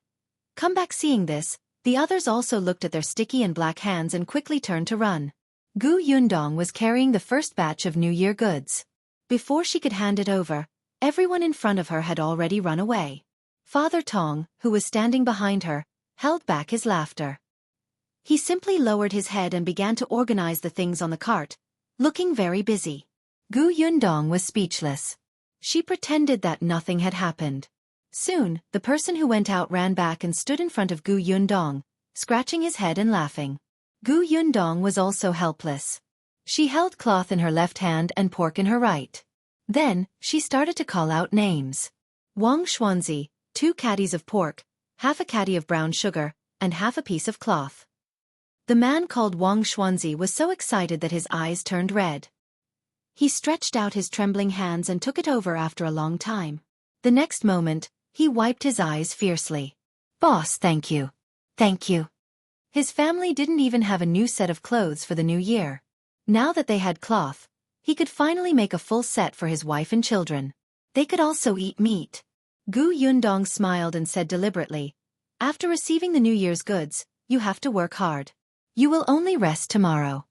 Zhuangzi nodded repeatedly.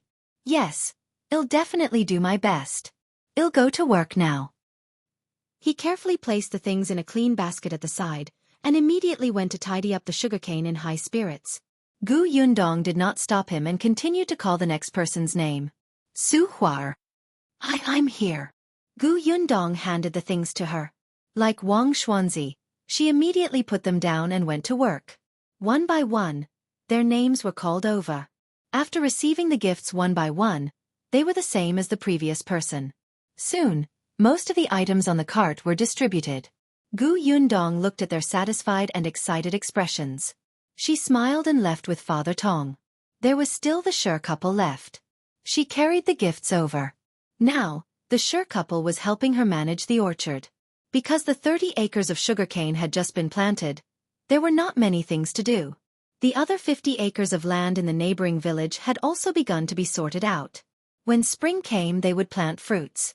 The Sure couple was busy with the sugarcane fields, so they found Gaoxing's father, Zhao Zhu, to help with the fields in the neighboring village. Gu Yundong brought an extra batch of New Year goods and asked Shi Dashan to give it to Zhao Zhu. As for Zhong Gang and Zhuangzi, they were the same. The Shi family had a good New Year this year. The 3 members of the family worked for Gu Yundong. Just the meat alone was 6 caddies. If they couldn't finish it, they would marinate it. The surrounding neighbors were envious. In the past, the Shi family was the poorest family in their area. Unexpectedly, they could not even finish eating meat. However, it was also because of this that everyone in the village knew that working in the Gu family's workshop would earn them extra things for the new year. All of them rubbed their palms together, thinking that they would definitely fight for it the next time the Gu family recruited workers. Qin Wanzheng and the Lu family were also given New Year goods. After the New Year's goods were distributed, the workshop temporarily stopped work and the shop was closed. The next day was New Year's Eve. Gu Yundong prepared everyone's red packets and even went to the county to buy firecrackers and fireworks. She was waiting for them to be lit at night. The entire village was very lively on New Year's Eve. Many people would stay up through the night for the new year. As soon as it was dark, the firecrackers in the village crackled. After this house was finished, there was the next one. There was almost no break in between. Zheng Jia of the Zheng family also brought his younger siblings out to set off firecrackers. He even greeted Gu Yundong when he saw her. The 3 children's faces were red. In the past their families were poor. Although they had firecrackers, they could only buy a small batch. This year, they had bought a large bunch of firecrackers.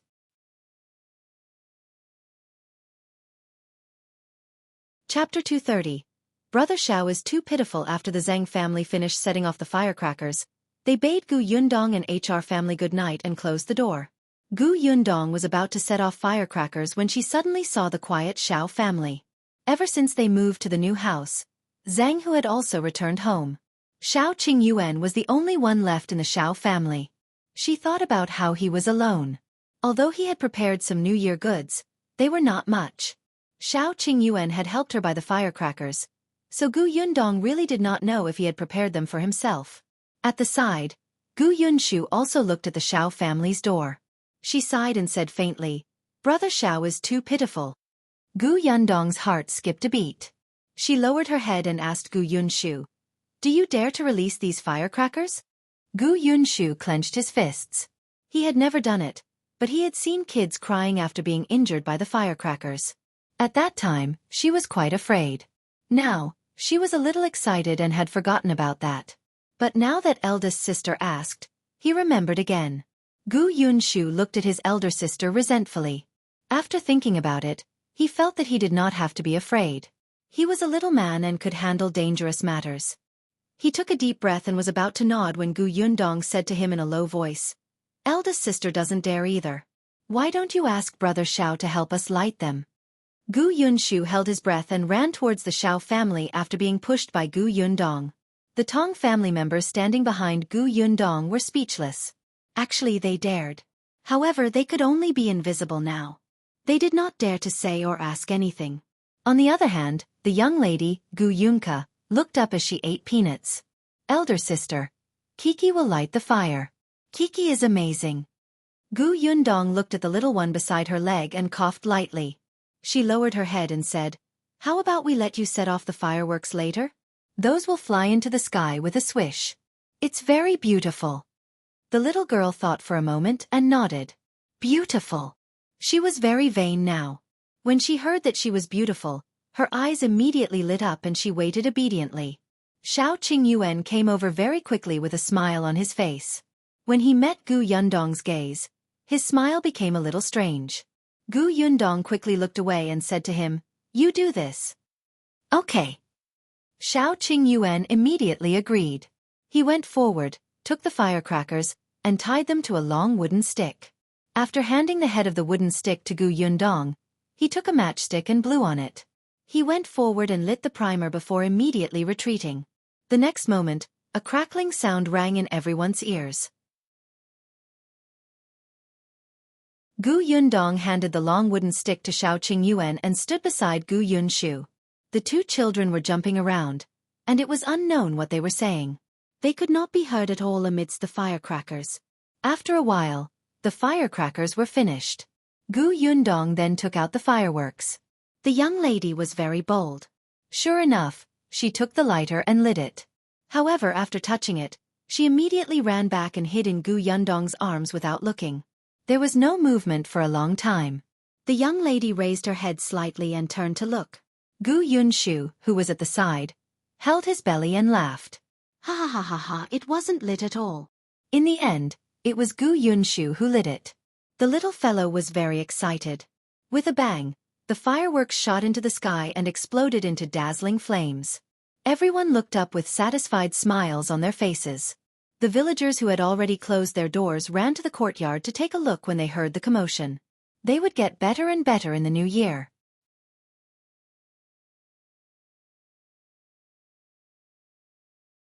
Chapter 231.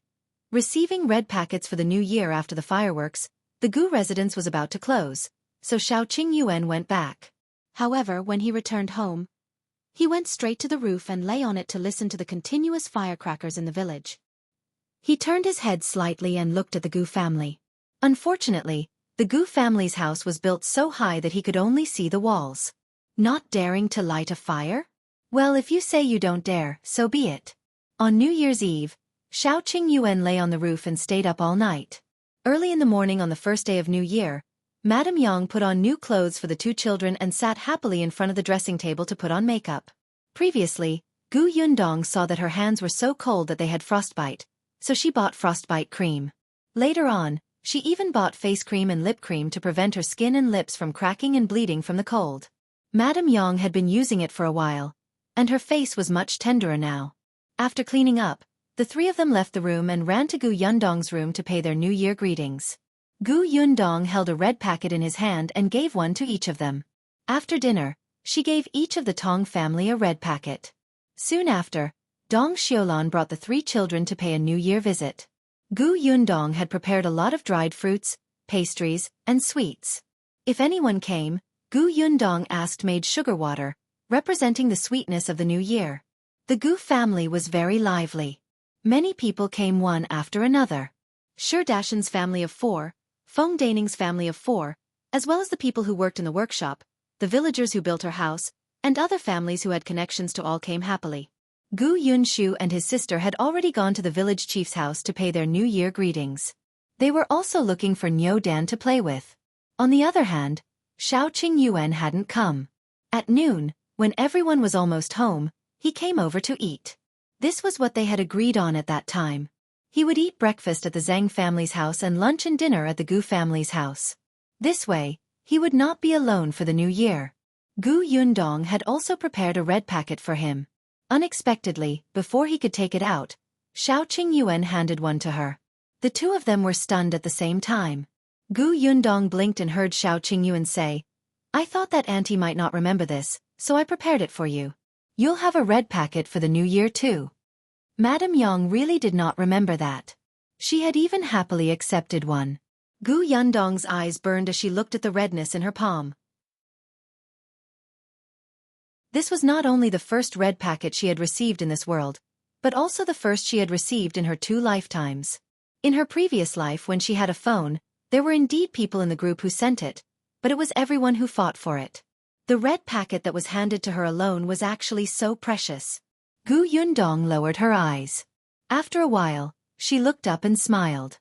"Thank you." Later on, she went back to her room and opened it. There were 10 taels of silver inside. It was actually the same as what she had prepared for him. Gu Yundong did not know how much money Shao Qingyuan had now. During the new year, she had given him his 10%. However, Shao Qingyuan had only taken out a banknote worth 100 taels of silver and returned the rest to her. He said that the money was enough for him. He would leave the rest to her as an investment. He had also bought some New Year goods during the new year. Many of the things at home had been changed. He probably did not have much money on hand now. Gu Yundong stuffed the 10 taels of silver back into the red packet. She took out a metal box from her storage and placed the red packet inside. There were a lot of things in the metal box. She had placed the deeds and household registrations inside.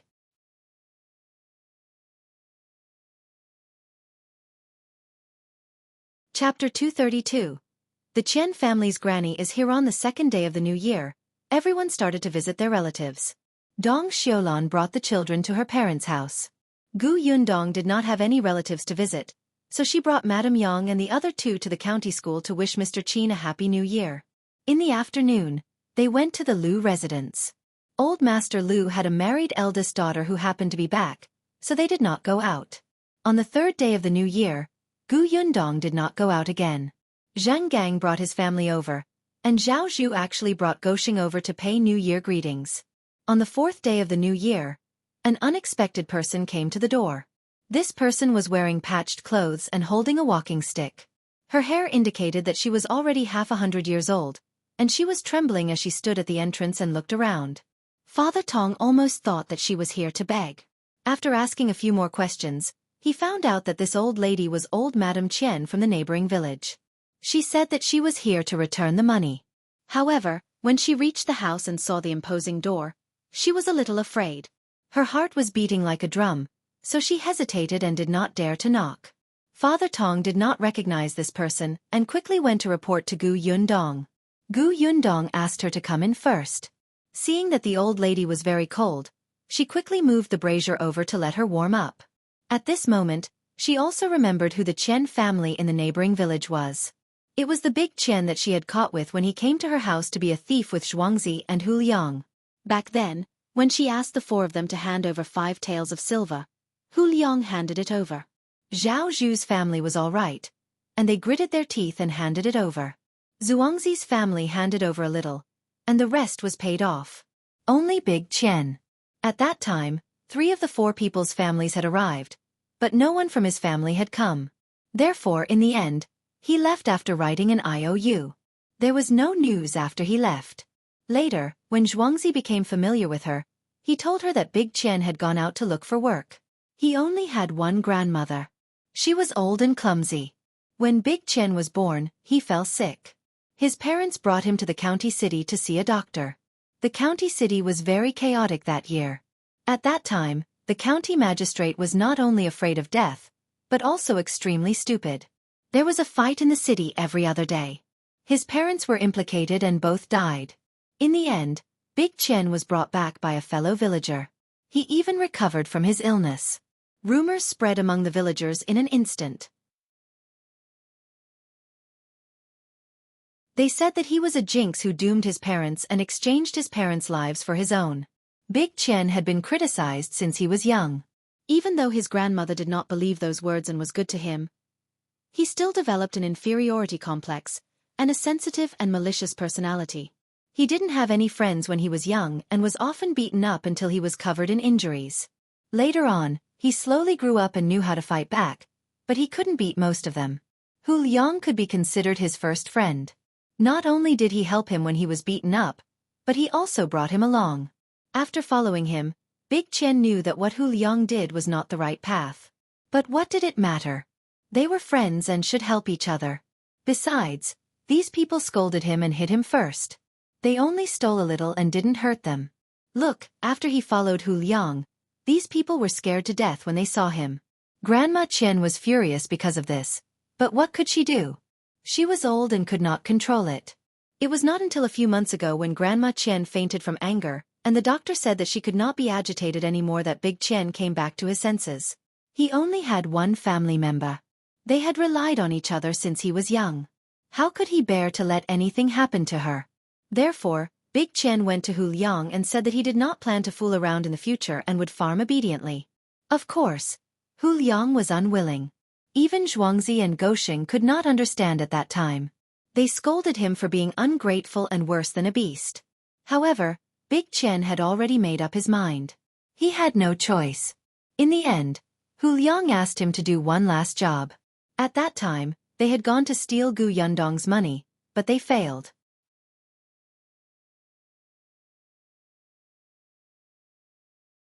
Chapter 233. Return the money. Not only did he fail, but he also had to pay 5 taels of silver. How could the Qian family have it? Actually, the old lady of the Qian family had also heard that something had happened to her grandson and rushed to Yongfu village. However, she walked slowly and met Big Qian halfway. The next day, he went out to look for work and never came back. Gu Yundong had never thought of urging them to repay their debts. Although she had an IOU on hand, she did not write down the repayment date at that time. After knowing that Big Qian only had Grandma Qian at home, she would not go. Unexpectedly, Grandma Qian came to visit during the new year. The room was warm. Grandma Qian felt that her hands were not as cold as before, so she slowly took out a cloth bag. The cloth bag was spread out in her hand. She opened it layer by layer, slowly revealing the silver inside. Trembling, she placed the silver pieces on the table one by one and counted them as she did so. When she was done, she looked at Gu Yundong. "Miss, this is the 5 taels of silver that we owe you. I've brought it all over." Gu Yundong was speechless for a long time. Grandma Qian lowered her head and said in a low voice, "Big Qian is a good child. He just took a wrong turn in a moment of folly and won't do it again. He didn't want to default on this money. That day, he ran out to find work and only came back this morning. As soon as he arrived home, he said that he had earned the money he owed you. Now that he's tired and sleeping at home, I brought it over for you. Miss, I'm sorry. Please forgive him and don't blame him, okay?" Gu Yundong met her slightly turbid eyes and felt a lump in her throat. After a while she said in a slightly hoarse voice, "Yes, I'll forgive him if he can change his ways." The wrinkles on Grandma Qian's face loosened, and she smiled until her eyes narrowed. All right. I'll go back now." After saying that, she took her walking stick and was about to leave. She did not even ask for the IOU. Gu Yundong quickly helped her sit down. "Granny Qian, there's no hurry to leave. It's the new year. How can you not even drink a glass of water when you come to my house? Come, this is sugar water. Try it. It's sweet." "Miss, Besides, Big Qian even gave me an IOU back then. I don't even know where I put it. I have to find it and return it to you, lest I can't explain it in the future, right?" When Grandma Qian heard this, she remembered that there was such a thing. This time, it was not easy for her to leave. Gu Yundong placed the walking stick aside and stuffed a warm cup into her hand. She subconsciously picked it up and took a sip. She was stunned. It was really sweet. It was different from the brown sugar she drank when she was young. Other than sweetness, there was no other taste. Gu Yundong brought her soft pastries again, but the old man refused to eat them. At this moment, Gu Yunshu and Gu Yunka returned. She waved and asked them to coax Grandma Qian to eat. She turned around and returned to her room, quickly finding the IOU. She looked at the note in her hand and sighed slightly. She had to accept the 5 taels of silver. Since the guy had done it, he had to pay the price. If she saw that the other party was pitiful and let him go easily, then how could she manage the workshop and shop? When the other party did something wrong later, he would cry in front of her and complain. Then, her workshop would at most be at this size. However, she could not watch Grandma Qian go back just like that. Grandma Qian was a good person. She had never thought of giving this old woman a hard time. Moreover, to be able to earn 5 taels of silver in such a short period of time, Big Qian was clearly not too stupid.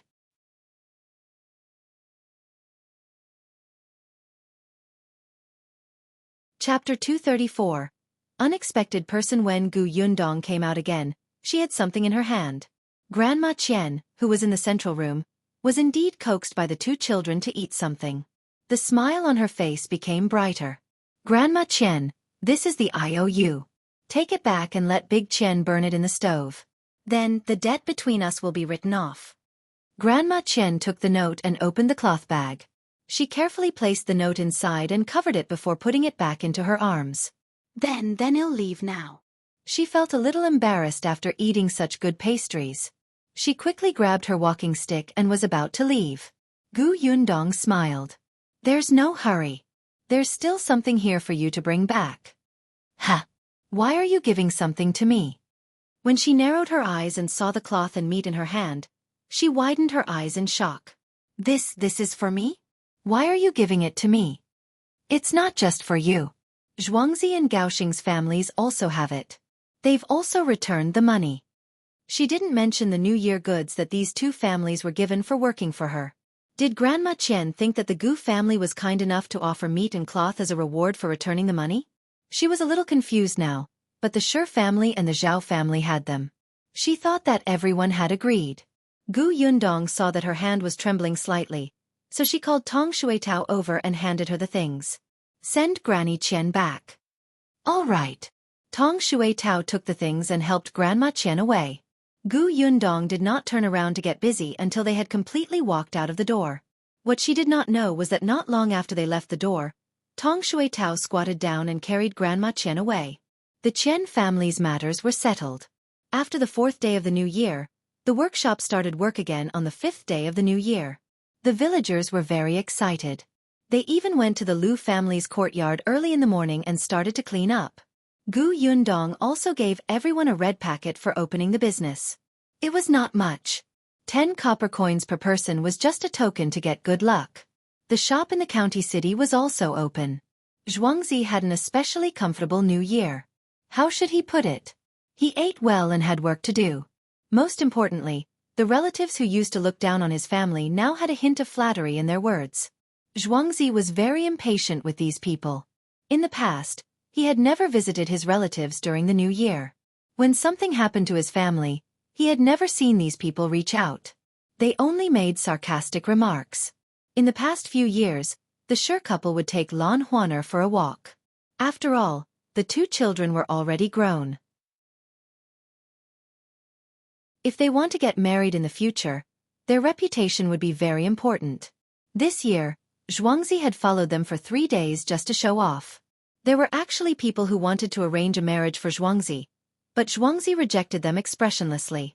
He even went to see Big Qian and Gosheng. When he found out that Big Qian had returned the money and the Gu family had even sent something over, he patted his shoulder and sighed. Work hard in the future and take care of your grandmother. If there's a chance in the future, it'll help you ask if you can work for the Gu family. It's really good to work for the Gu family. It's easy to talk about marriage in the future if you have money. Zhuangzi now held Gu Yundong in high esteem. He felt that if Gu Yundong could use him, she would definitely be able to use Big Qian in the future. Although she was a little cruel at times, as long as he listened, he would be able to get candy. Big Qian was still a little uncomfortable, but when he thought of Tong Shuitao and those things that his grandmother had brought back that day, the discomfort he felt towards the Gu family was almost gone. Gosheng was now working for his father, helping him tidy up the orchard. This guy was also very obedient. The 4 thieves had all turned over a new leaf. Other than Hu Liang, who had broken his legs and was still lying in bed. Even his parents had begun to despise him. Gu Yundong's workshop and shop were on the right track. There was no problem for the time being. But an unexpected person came to Yongfu village that day.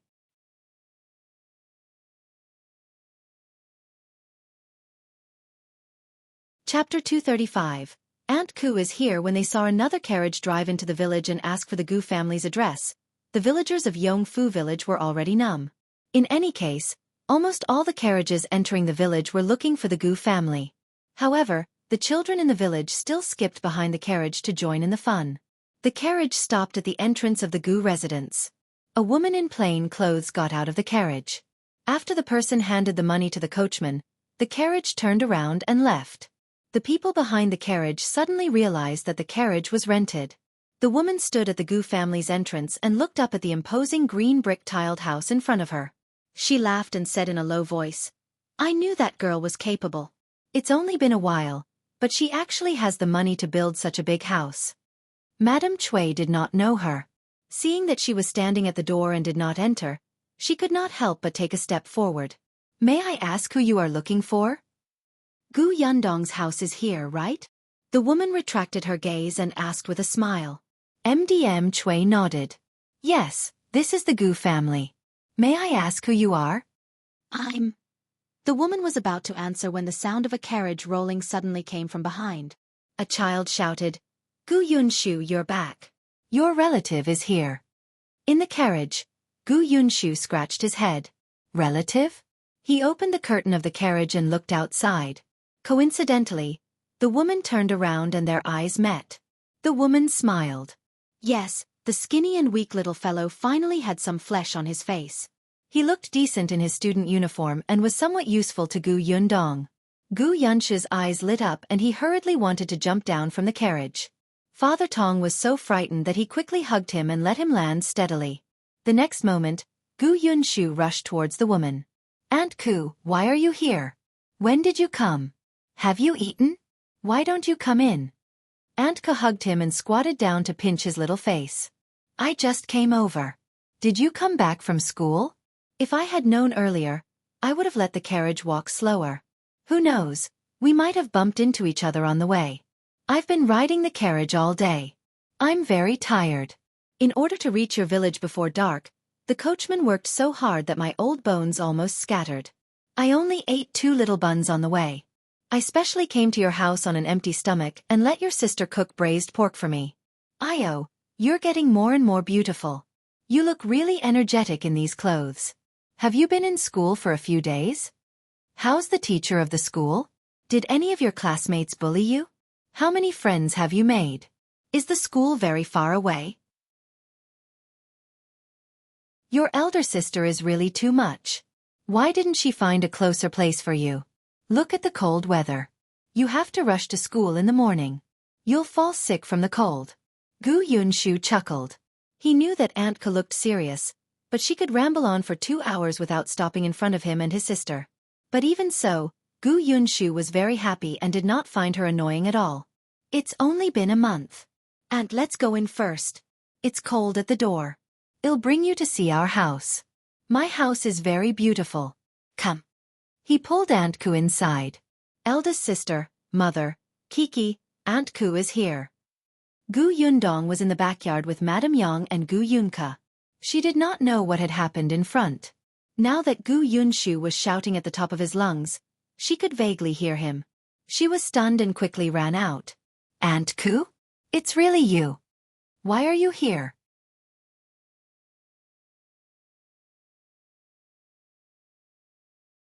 Chapter 236. Serious business. Aunt Ku no longer had that kind expression when facing Gu Yundong. She snorted softly. Why? Can't I come? Of course you can come. The 2 little ones were talking about you 2 days ago. Gu Yundong quickly invited her to sit in the central room. Gu Yunshu had already rushed over to pour some sugar water. Aunt Ku took a sip and nodded. Looks like your business is doing well. Gu Yundong had sent her and Yetzong New Year's goods before the new year. She had asked Zhang Gang's family's bodyguard agency to deliver them. Among them was white sugar. She had also written a letter, but she had roughly mentioned her business without writing in detail. It's not bad. Aunt Ku nodded at her. You're pretending to be humble again. Then she looked at Gu Yunka. The young lady had not seen her for months. Although she knew Aunt Ku, she was still young and her mind was a little blurry. At this moment, she was standing behind her and looking at her curiously. Aunt Ku's heart melted from her big watery eyes. She hurriedly waved her hand. Kiki doesn't remember Aunt Ku? In the past, when you were at my house, you insisted on sleeping with me. Aunt Ku even told you many stories. Have you forgotten? Yes. Was it the big tabby cat story? Oh, so you still remember. Aunt Ku was even happier. Do you still want to hear it? This time, I'll tell you about the big yellow dog. The little girl nodded. Seeing her brothers and sisters looking at her with smiles, she immediately threw herself into Aunt Ku's arms. Aunt Ku had endless things to say to the 2 children. After speaking to Gu Yundong briefly, she ignored her. It was Gu Yunshu who whispered to her. Eldest sister, Aunt Ku said that she only ate 2 small buns today and wants to eat your braised pork. All right, eldest sister will cook it. Gu Yundong laughed. She instructed Gu Yunshu to chat with her, but he must not tire Aunt Ku out. She turned her head and instructed Madame Zhong to clean up the guest room. Then, she went into the kitchen. She had not cooked in a long time, so she could show off her skills. Aunt Ku was tired after all. She went to the guest room to sleep for almost an hour. When she woke up, she could have dinner. However, when she saw the unfamiliar man sitting in the Gu family's restaurant, she could not help but raise her eyebrows. As Aunt Ku, who had grown up with her childhood sweetheart and had a good relationship with him, she knew what Shao Qingyuan's gaze meant. No matter how obscure it was, she could clearly see the gaze that would drift to Gu Yundong from time to time. Moreover, this man was very aggressive. One look and one could tell that he was the kind of person who would not give up until he achieved his goal. Furthermore, He listened to Gu Yundong's every word and entered the kitchen whenever he was told to. Gu Yundong was used to his dog-like temper and would not fancy other men. Sooner or later, she would fall into his hands. Aunt Ke sighed inwardly. She had wanted to matchmake her silly nephew Zhong and Gu Yundong, but now it seemed that she should forget it. She would just focus on watching the show. Shao Qing'an was a man of few words. He knew Aunt Ku and knew that she had helped the Gu family a lot. Hence, his attitude was friendly. He greeted her first and quietly became a listener. He ate braised pork. Seeing that his movements were not slow, even if Aunt Ku wanted to chat with the two children, she forcefully endured it and became a refined noblewoman who did not speak during meals. Let's eat first. However, after eating, it was more important to talk about serious matters first.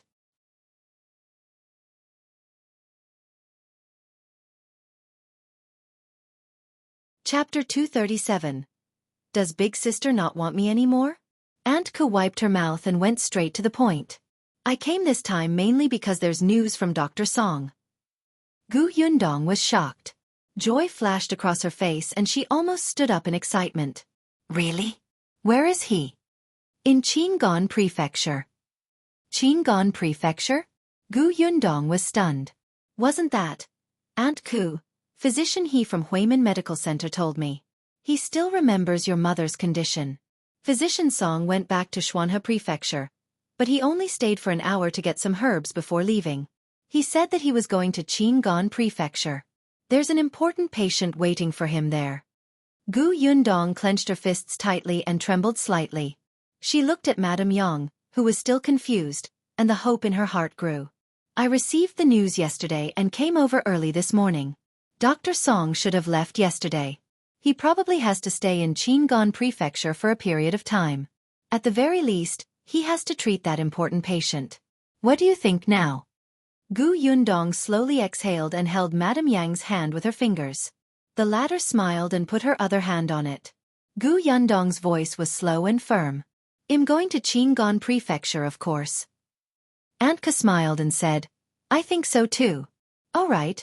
Doctor, he said that he doesn't know the address of Dr. Song's patient. If you go to Qing'an Prefecture, you can go to Huimin Medical Center there. You should be able to find out Dr. Song's whereabouts. Gu Yundong nodded. Okay.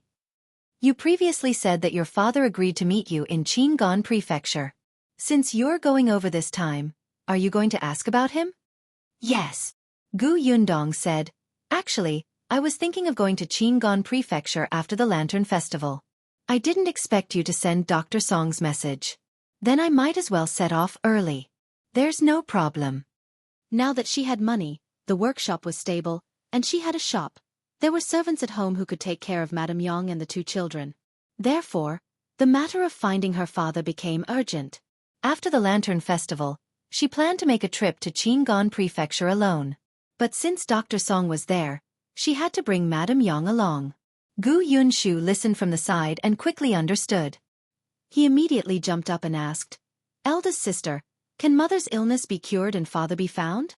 Gu Yunka jumped as well. That's great, that's great. When Madame Yang heard the word father, she suddenly looked up, and her eyes lit up. Although Gu Yundong also hoped that everything would go her way, she still had to tell the truth. I'm not sure yet. Of course, it's best if we can cure mother and find father, but nothing is absolute. I'm not sure yet. Gu Yunshu was a little disappointed, but he quickly pulled himself together. But there's still hope, right? That's right. Shao Qingyuan, who had been silent all this while, suddenly said, When do you plan to set off? There's no time to lose. Tomorrow it is. This time, even Aunt Ku was surprised. So fast. Yes, I'll make some arrangements in the morning and leave in the afternoon. The atmosphere in the central room suddenly became tense. Even Gu Yunka seemed to realize something. She quietly pulled Gu Yundong's hand and asked softly, Eldest sister, are you leaving? Where are you going? What about me? Gu Yundong carried her over. Eldest sister will be away for a while. Kiki, can you wait for eldest sister at home? The little girl burst into tears and hugged her neck tightly. Big sister, don't you want me anymore?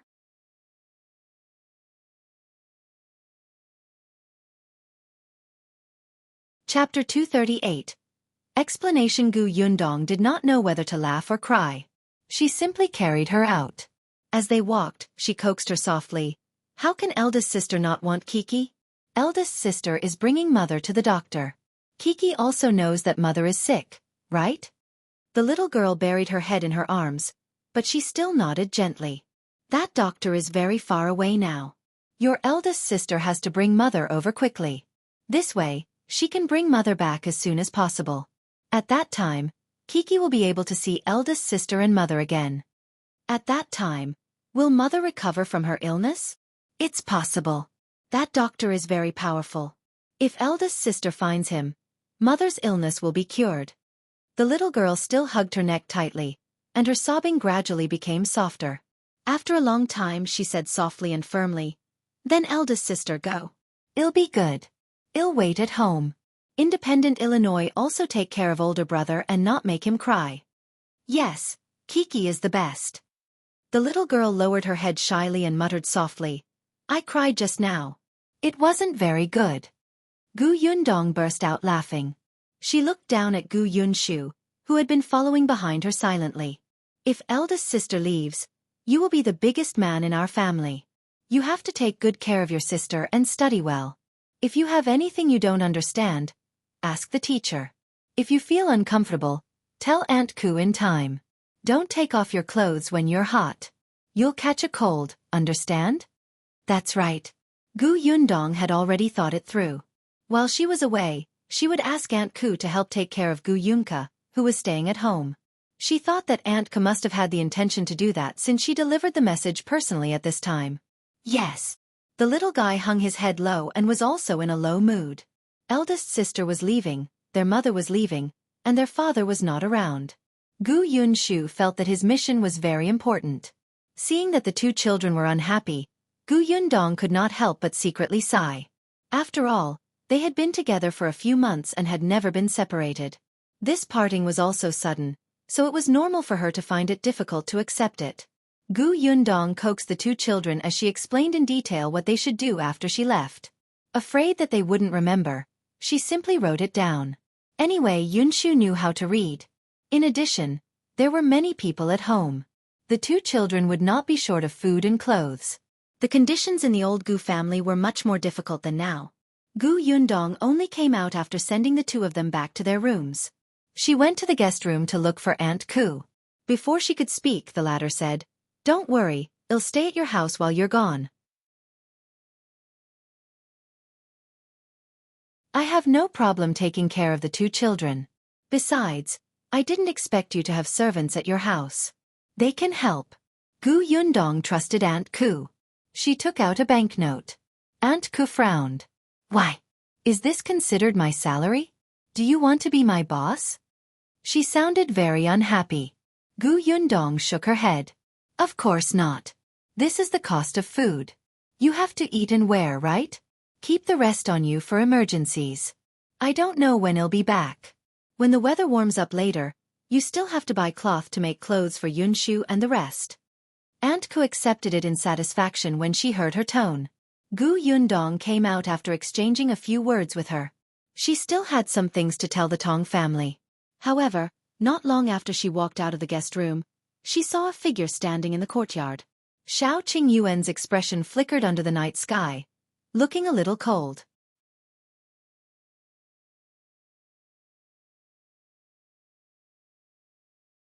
Chapter 239. I'll only be relaxed with you around seeing her. Shao Qingyuan straightened his body slightly and walked towards her. After standing still, he said, I'll go with you. Gu Yundong shook her head. No. If you encounter any danger on the way with nobody except Auntie, I can help. Gu Yundong smiled. I brought my mother, brother, and sister here safely even when I was escaping from the wilderness. Now, my mother is the only one I'm taking.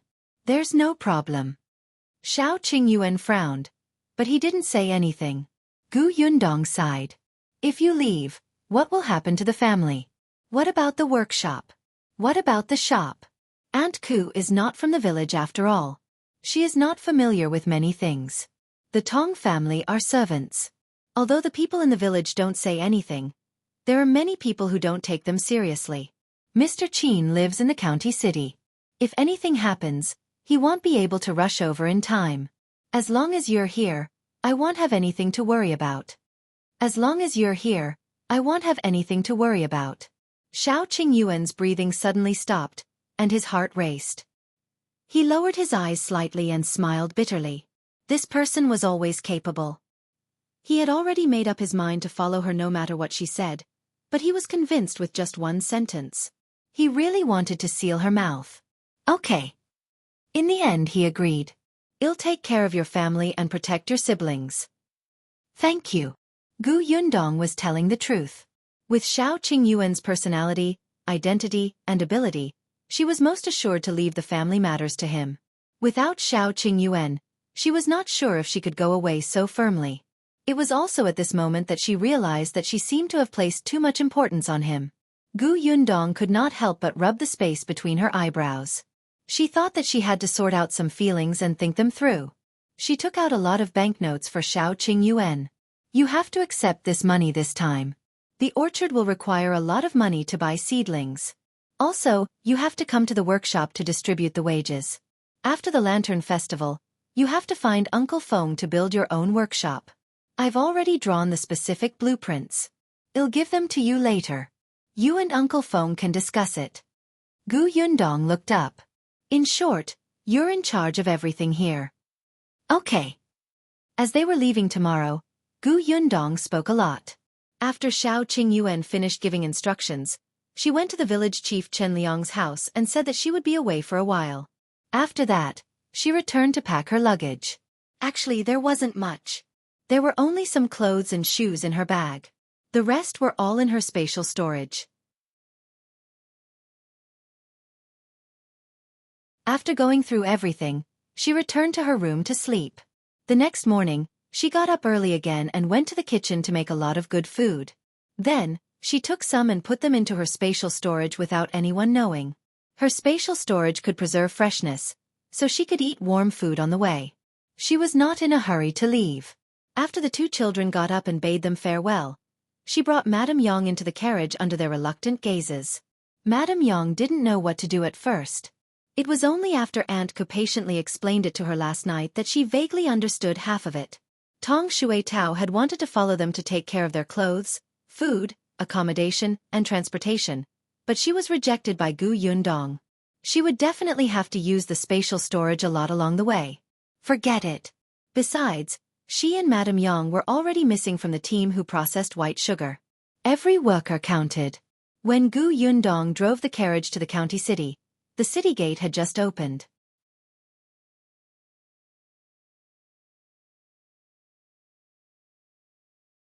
Chapter 240. Departure to Qing'an Prefecture. Gu Yundong had to go to Qin Wenzheng's school. Qin Wenjing also knew a little about her family, but he really did not know that Madame Yang's illness needed to be treated by Dr. Song. He knew Dr. Song.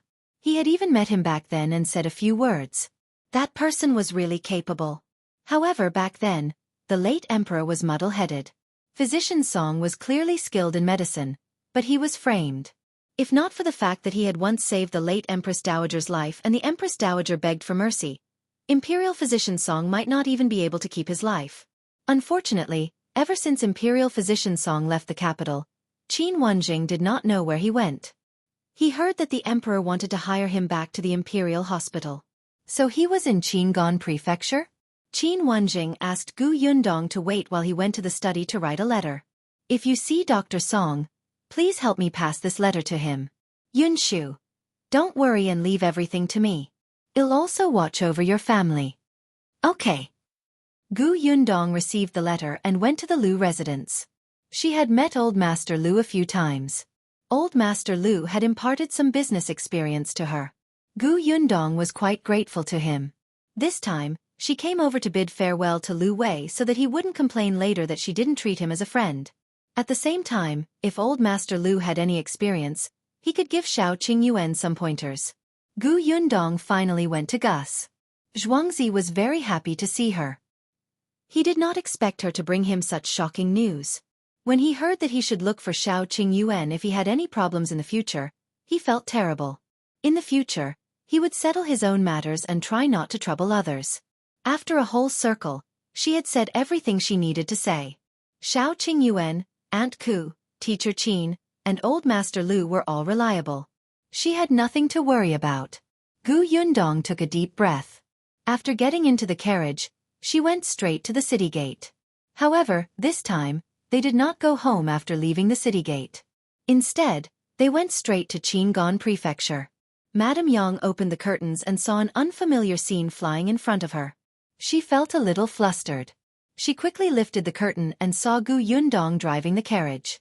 She immediately calmed down. Gu Yundong heard the commotion behind her and could not help but turn around. "What's wrong, mother?" Madame Yang shook her head slightly. "Nothing. I'll sit down immediately." Gu Yundong smiled. "There's something to eat in the cabinet beside the carriage. If mother wants to eat it, you can take it yourself." "Oh, okay." Madame Yang nodded repeatedly and carefully opened the cabinet beside her. There was sugar, preserved fruit, oranges, pastries, and a container with water in it. Madame Yang looked around and finally took a sip of water. She felt a little better and sat down obediently. She didn't know how long she had maintained this posture. After enduring it for a while, she finally couldn't help but ask, "Dong Dong, where are we going?" "Mother, do you still remember where father has repeatedly instructed us to meet?" Madame Yang knew this answer and said almost without thinking, "Qing'an Prefecture." "Yes, let's go to Qing'an Prefecture." The carriage drove very quickly. She did not stop at noon and only took out warm pancakes and buns from her space and handed them to Madame Yang. She had bought them in the county previously. There were 2 large bags. After Madame Yang finished eating, Gu Yundong casually took a few bites. When the sky was about to turn dark, they finally arrived at their first stop.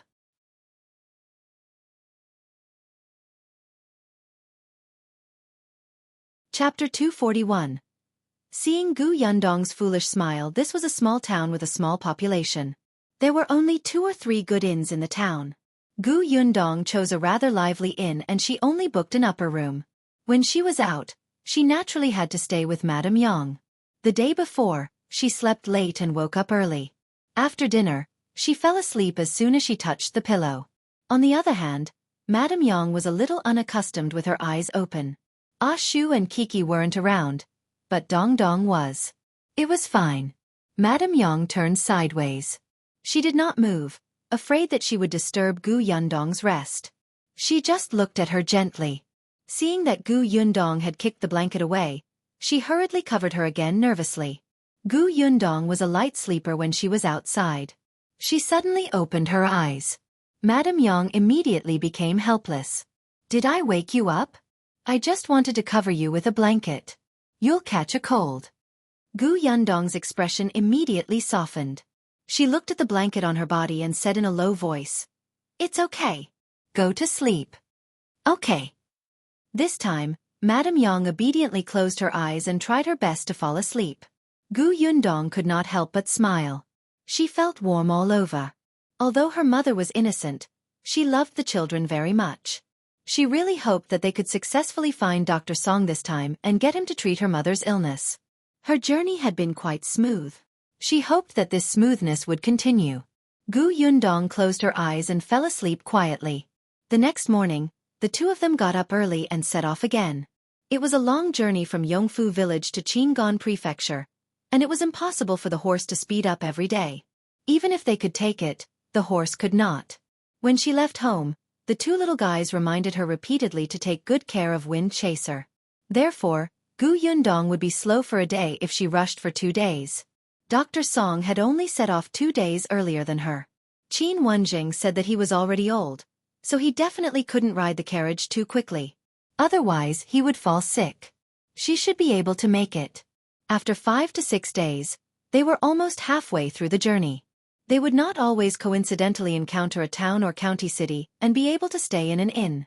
Sometimes, when it was dark and they happened to arrive at a village, they would stay here for the night. Just like this village called Fugueo Village. It was quite fitting to call it a rich village. This village was much better than Yongfu Village. After all, The village was close to the official road and there were many guests coming and going. There were even people selling snacks at the entrance of the village. Therefore, when Gu Yundong's carriage drove into the village, the adults who passed by only looked at it in surprise. Only a few children followed behind happily as if they were joining in the fun. Gu Yundong went to look for the village chief directly. Hence, this Fuguei village was not called for nothing.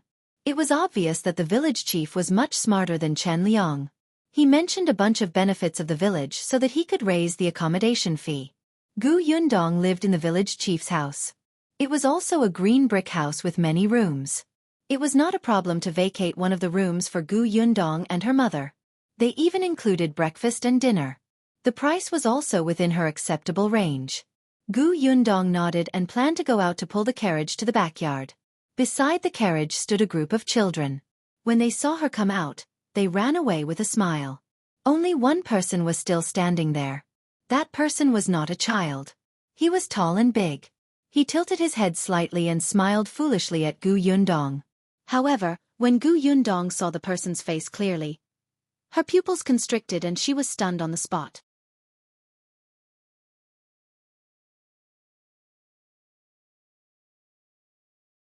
Chapter 242. Unexpectedly, an old friend, the village chief, also saw that person when he came out. He frowned slightly, but he still said to him patiently, "It's already so late. Hurry up and go home. Don't stay outside." That person chuckled, turned around, and ran. Gu Yundong came back to her senses and asked, "Who was that?" "Oh, him. He came to our village a few months ago." The village chief didn't mind saying this. "I think he escaped from Yongning Prefecture in the past." It said that when he arrived at Qing'an Prefecture, he encountered chaos. His parents, wife, and daughter were gone. He was injured himself, and he became unclear. In the beginning, he was awake for most of the day, but now, as the village chief spoke, he shook his head. For now, it's already good enough if he's awake for 1 day in 2 days. When he first came, he even saw a doctor. The doctor said that he could be cured. "There's a widow in our village. Seeing that he's penniless and sick, she married him and lived with him." The corners of Gu Yundong's mouth twitched. Why? Could they become husband and wife just because she sympathized him? Only a fool would believe that. The widow probably saw that he was good-looking, right? This was just a cover. "If I may ask, how old is the widow?" The village chief coughed lightly and looked a little strange. "About 10 years older than him. Widow Sun's family background is not bad. Her husband has been dead for many years. It's fine to marry again. If this person's illness can be cured, it will be a happy thing." The village chief shook his head. Unfortunately, his condition is getting worse. Widow Sun is also impatient with him now. Look at the clothes he's wearing. Sigh.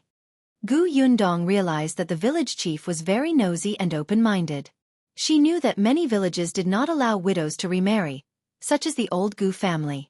Did that man say his wife and daughter were dead? The village chief nodded. Yes, he said it when he was sober. He was quite sad. You seem to be very curious about his affairs. Why? Do you know him? Gu Yundong shook her head decisively. No. The village chief had already led them to the backyard. He instructed his wife, Madame Zhong, who was tidying up the guest room, "Take care of Miss Gu and Madame Gu." Madame Zhong agreed and asked Gu Yundong with a smile, "Where are you going and what are you going to do?" Gu Yundong answered casually, but she looked a little dazed. She did not expect to meet Fu Ming here. He had become a fool. Although her mother was also ignorant, her mother only did not understand and think about some profound things. As long as others explained it to her in a simple manner, she would be obedient and do it. However, the Fu Ming just now had a silly smile on his face. He was like a person who could not take care of himself. There was also the matter of his parents, wife, and daughter dying. She did not expect that the last time she met her aunt would be that time outside Qing'an Prefecture City. Gu Yundong did not feel guilty at all. Those who wanted to harm others would always be harmed. If it had been her eldest aunt's family back then, she would definitely have taken them away and protected them. "Miss Gu, rest for a while. I'll call you again after dinner." Madame Zhong's voice pulled her back to her senses. Gu Yundong put Fu Ming's matter to the back of her mind and smiled at Madame Zhong. "All right, thank you, Aunt." Madame Zhong shook her head and left the guest room. However, as soon as she left the house, she immediately ran to her room to look for her man in a hurry, looking mysterious.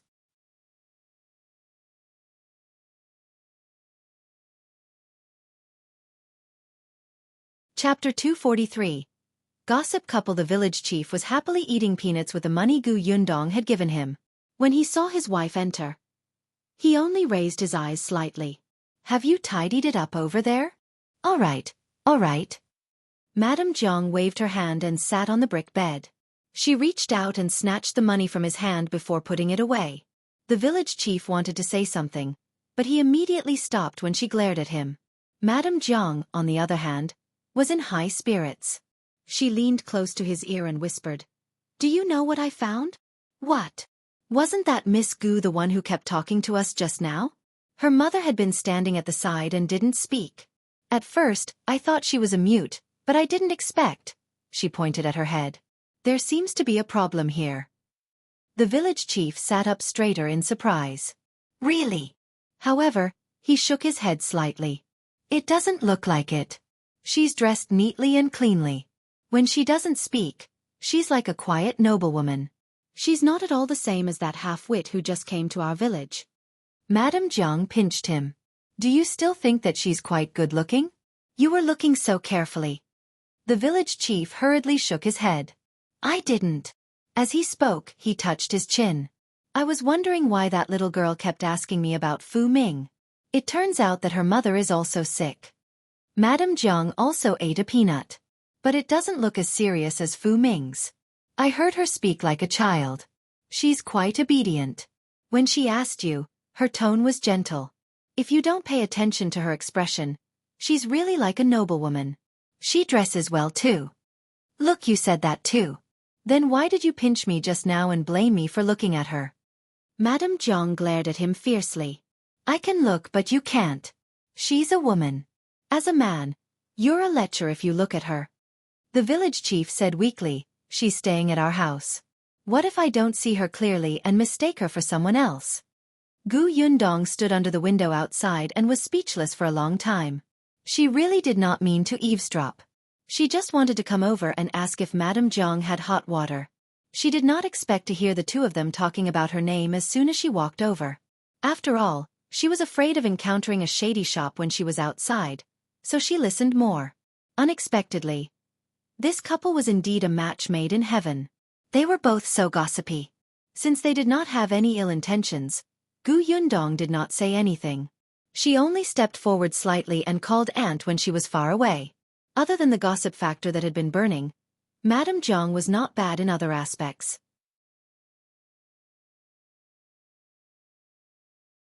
She would ask Gu Yundong and her mother about their tastes and if they were used to the temperature here and if they needed more blankets.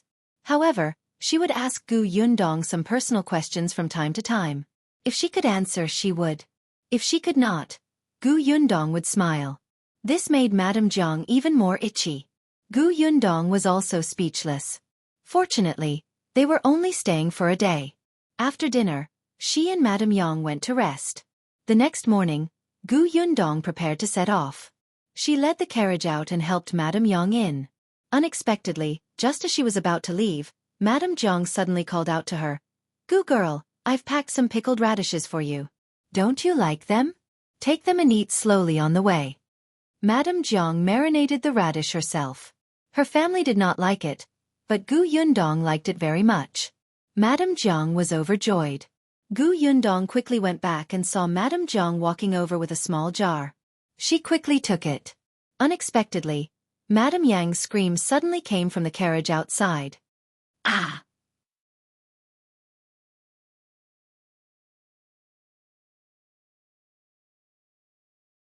Chapter 244. Your Uncle Gu Yundong's heart skipped a beat. She retracted her hand and ran out, lifting the curtain of the car. Madame Yang was huddled in the corner of the carriage, looking at a sloppy man squatting opposite her in horror. The man's back was facing the door. Gu Yundong did not even look at him and pulled him down. With a thud, the man fell to the ground with a heavy thud. Gu Yundong ignored him and hurriedly got into the carriage. She hugged Madame Yang and patted her back. "It's all right, mother. It's all right. Don't be afraid. I'm here." Madame Yang took 2 deep breaths and quickly calmed down. "I'm fine, Dong Dong. I'm fine. I'm not worried." Only then did Gu Yundong let go. Seeing that she had a gentle smile on her face, her hair was not messy, and her clothes were neat, Gu Yundong felt slightly relieved. She had just turned around and entered the door. Madame Yang must have just been shocked by the sudden appearance of the man and was not injured. Only then did Gu Yundong jump out of the carriage. At this moment, the village chief and Madame Zhong had also come out. They immediately saw Fu Ming, who was lying on the ground clutching his leg and moaning. Gu Yundong also saw the person clearly and was immediately shocked and furious. She turned around and saw a wooden stick in the corner. She picked it up and was about to hit him. The village chief quickly stopped her. Gu girl, calm down. This is a fool.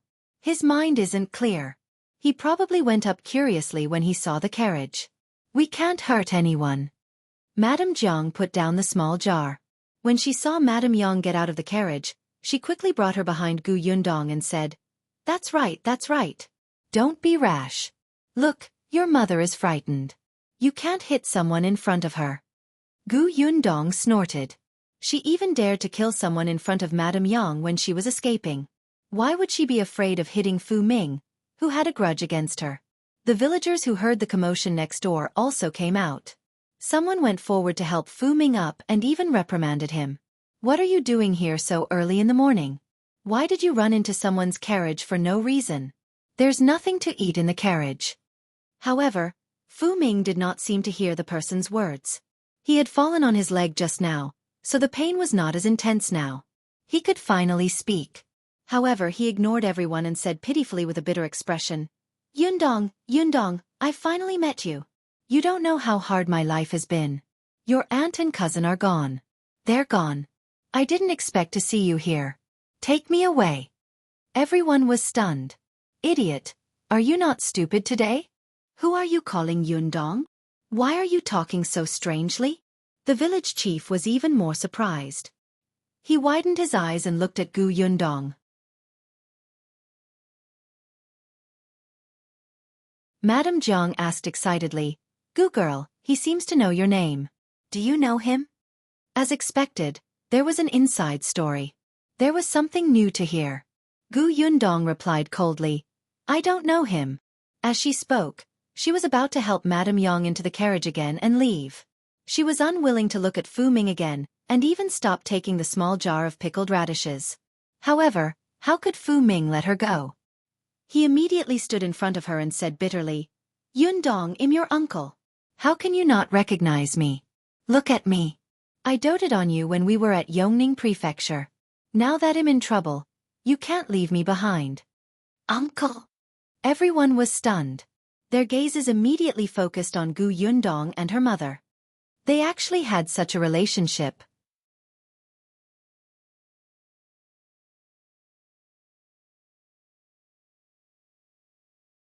Chapter 245. Targeting Madame Yang. Gu Yundong almost laughed out of anger. She looked at Fu Ming. "Who's my uncle?" "You. My aunt is gone, and you've married someone else. What kind of uncle are you?" Everyone understood. She turned out to be a relative of Fu Ming's late wife. Speaking of which, they were not connected now. However, if this uncle had indeed taken care of her in the past and treated her well, she could not be so heartless as to pretend not to know him.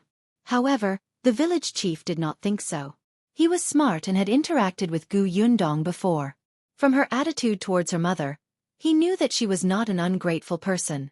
Now that her attitude towards Fu Ming was so bad, there might have been a huge conflict in the past.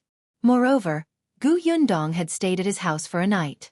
How could she be being blocked at the door? Hence, the village chief waved his hand. All right. Why are you people so glib-tongued? How do you know if they were really close in the past? You keep muttering endlessly. You can't even settle your own matters properly, yet you still have the mood to care about other people's matters." Fu Ming panicked when he heard this. He thought that the village chief would stand on his side on account that he was from the same village. He planned to use public opinion to get Gu Yundong to bring him away. He had seen clearly that not only did the Gu family have a carriage, but they were also dressed so well. They were much better than Widow Sunday. They must have met a noble and led a good life. In Fu Ming's impression, Gu Yundong was an easy-to-deal-with young lady. Although he had been set up in the forest outside the Qing'an Prefecture last time, Gu Yundong had mentioned that Uncle Wang wanted to avenge his daughter. He had always thought that there was indeed an Uncle Wang hiding in the dark and working together with Gu Yundong. After all, Master Qian had died from a crossbow bolt shot from afar. Uncle Wang must have taught Gu Yundong. Otherwise, how could this 13-year-old brat be so scheming? Yundong, you can't leave your uncle alone.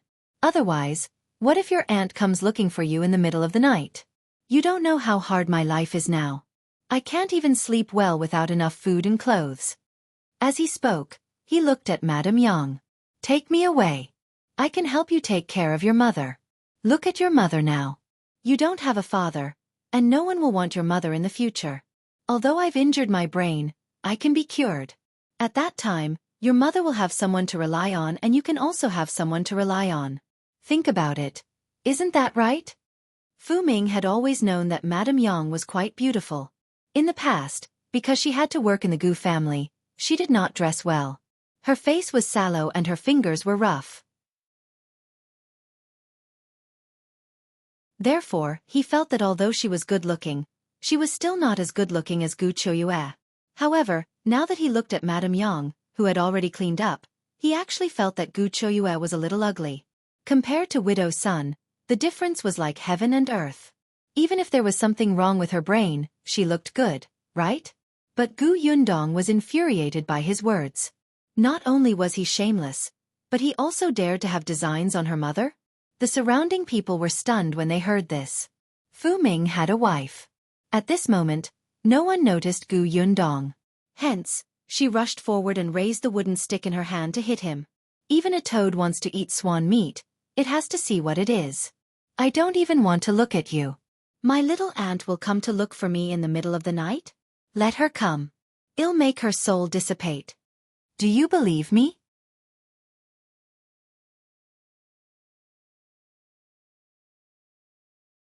Chapter 246. Madame Yang takes action. Gu Yundong was merciless. Everyone was stunned. This young lady was so young, but she was so cruel. Madame Zhong watched her attack excitedly. However, as the village chief's wife, she still stopped her when she saw her fellow villager being beaten up. However, no one could stop the invincible Gu Yundong, especially after what she had said. Just listen to it. She wasn't even afraid of ghosts and deities, but she wanted to destroy little aunt's soul. How much hatred did she have? Fu Ming dodged left and right, screaming in pain as he spoke. Help! Hurry up and stop her. She's crazy. She's just like her mother. She's crazy. As he spoke, a villager with a hoe came over. He quickly went forward and snatched the hoe from him. He turned around and smashed it on Gu Yundong's head. You don't know what's good for you. Then go to hell. Gu Yundong sneered. She dodged the attack and hit his leg with a stick. Fu Ming gasped in pain, and the hoe hit her even harder. Seeing that someone was about to die, the village chief hurriedly called for everyone to stop him. What are you waiting for? Separate the two of them. Everyone instantly rushed forward. Because Fu Ming's hoe was even more dangerous, the villagers went to catch him first to prevent him from smashing a bloody hole in the little girl's head. At this moment, Gu Yundong hit him hard between his legs. Everyone was speechless. It felt so painful. All the men present subconsciously clamped their legs together and gasped, their faces turning pale. Fu Ming's hoe had also been taken away by the original owner. He could only hold a certain spot and roll on the ground in pain. He was already in such a miserable state, so naturally, no one went to catch him. They even took 2 steps back, feeling that it didn't hurt so much anymore. Gu Yundong was also held back by Madame Zhong and the others. A woman reprimanded her. What's wrong with you, girl? You're so ruthless. You hit someone with a stick and even hit their crotch. How old are you? You're too shameless. F*CK. Where did this B*TCH come from? Gu Yundong suddenly turned her head and glared at that person. The woman was so frightened by the coldness in her eyes that she let go and took a step back. However, when she thought about it, she felt indignant. This was her village. What was going on if she was frightened by a 10-year-old girl? Why are you glaring at me? Am I wrong? No matter what, he's still your elder. Didn't you? The woman didn't dare to say anything else. In the end, she muttered and left. Fu Ming is right. Look at how fierce she is. She's a lunatic. The others did not dare to say anything. Madame Zhong quickly comforted her. All right. All right. It was that Fu Ming who spoke nonsense. He's not clear-headed. Don't mind him. Gu Yundong did not want to argue with him. Wasn't she going to pretend that she did not know him and leave when she saw him this time? But this B*TCH insisted on coming to find trouble.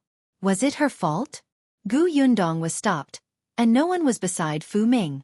Therefore, no one noticed that a figure had passed by with a stone and smashed it towards Fu Ming's head. Who asked you to bully Dong Dong? Ah! Fu Ming grunted and fell silent. Everyone was stunned. Gu Yundong's eyes widened. Mother! She broke free from everyone's grip and quickly went forward to hug Madame Yang. Madame Yang looked at the bloody hole in Fu Ming's head and her mind went blank for a moment. It was only when Gu Yundong came over that she threw the stone away and said, Dong Dong, don't be afraid. Mother will protect you.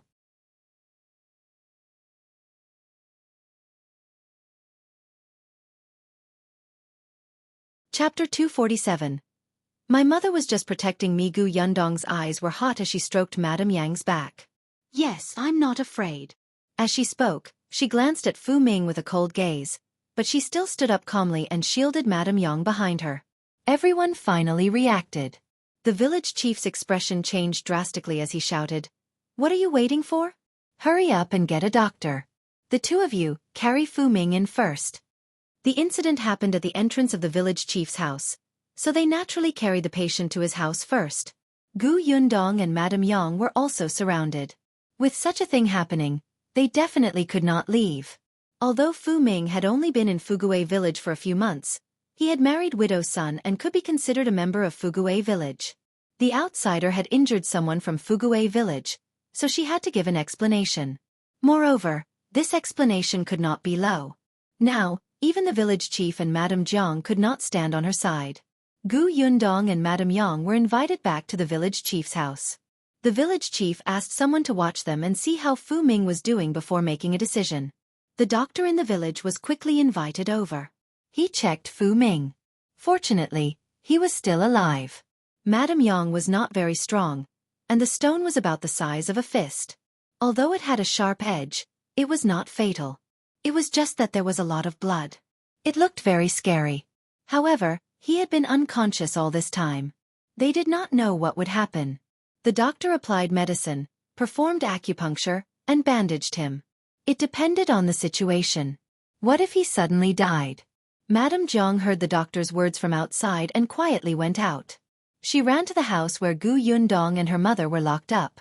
She said to the villager watching over them, I came to ask them for the money for the treatment. The villagers let her in.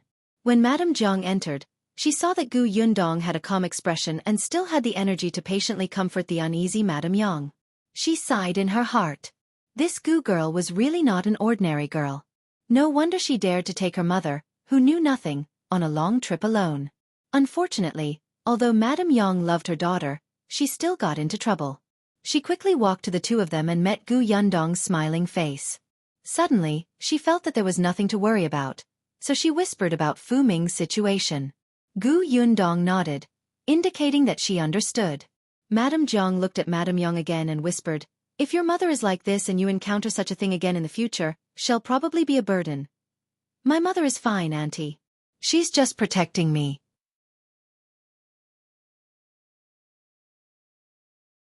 At this moment, Gu Yundong had completely forgotten the thought of not allowing Madame Yang and the other two to drag her down when she first came to this world. Now, be it Madame Yang or Yunshu and Yunka, they had already become her family and responsibility. She would protect them.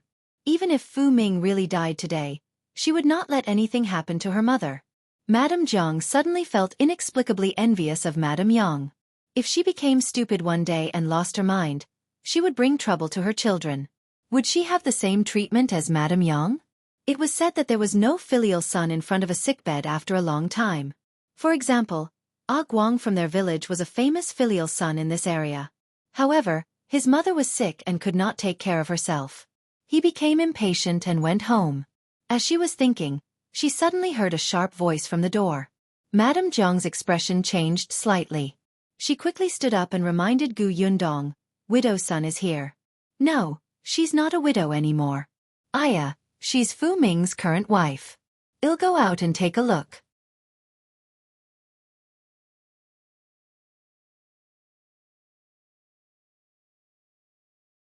Chapter 248. Gu Yundong is easy to bully? Madame Zhang went out and saw widow's son walking towards Fu Ming's room impatiently. "What's going on? I heard that my husband was beaten up. His head was split open. Who beat him up? Get someone to come out and talk to me." Widow's son was a shrew, but she only went to the bed to take a look at Fu Ming before quickly looking away. Fu Ming was indeed good-looking. Back then, she had taken a fancy to his appearance and thought that he had fled to this place. He did not have any relatives or friends and did not even have a place to stay. If she was married to him, she would not have parents-in-law. She could still be in charge at home. She was also familiar with the village. Although Fu Ming was silly from time to time, didn't the doctor say that he could be cured? But, cure my ass. No matter how good-looking Fu Ming was, he could not take care of himself for 2 out of 3 days. His clothes were dirty, and his snot was all over his sleeves. No matter how good-looking he was, she was disgusted. Widow's son felt that there was not much hope for him to be cured and did not want to care about him at all. But he was her man after all. Weren't they bullying her by beating him up in the village? "Village chief, I heard that the person who hit her was from another village? This outsider has already bullied our village. You can't let her off. Do you think there's no one in our village? She even dares to hit someone in front of you. Who does she think she is?" The village chief frowned. Madame Zhang walked over and said, "You can't say that. Your Fu Ming was the one who caused this trouble first. She came to our village to stay for the night and was about to leave early in the morning. However, your Fu Ming insisted on stopping her. His words were unpleasant, like a lecture. No wonder she was infuriated." The village chief pulled her back. After all, the person who was injured now was from his own village. As the village chief's wife, how could she stand on the side of outsiders? What would the villagers think of him? Madame Zhang snorted, but she did not say anything else. She just did not like Widow Sunday. In the past, she even wanted to seduce her man. Who did she think she was? The village chief coughed lightly and said, "The person who hit him is now in the West Wing. This matter indeed needs to be discussed properly. However, both sides are indeed at fault. Although I'm the village chief of Fuguei village, I have to be reasonable." Widow's son turned around and left. After leaving the room, she looked around. Seeing that there were 2 familiar villagers guarding outside the door, she walked over in a few steps. The 2 villagers did not stop her. Widow's son pushed the door open and entered. Gu Yundong looked up and saw Widow's son's expression. She knew why Fu Ming was so anxious for her to take him away. She was ugly, really. She was especially burly. When she walked, the flesh on her face trembled. Gu Yundong felt that it was a little painful to look at her. No wonder she wanted to find someone like Fu Ming. She probably had no other choice. When Widow's son arrived, she had heard that the mother and daughter were the ones who hit her man. The younger one was only in her teens, and the older one had a problem with her brain. Fu Ming's head was smashed by that big one, but it didn't look like she had much strength. Otherwise, he would have been smashed to death. Widow's son smiled in satisfaction when she saw the 2 of them. All right, it was obvious that these 2 people were easy to bully. She turned around and was about to close the door. The 2 villagers looked at each other and quickly said, "Auntie Son, why don't we ask the village chief to make a decision?" "What decision? This is between our families. They smashed my man. I'll talk to them about compensation. Don't be a busybody. Get lost." She pushed the 2 of them away abruptly and closed the door. She even deliberately bolted it.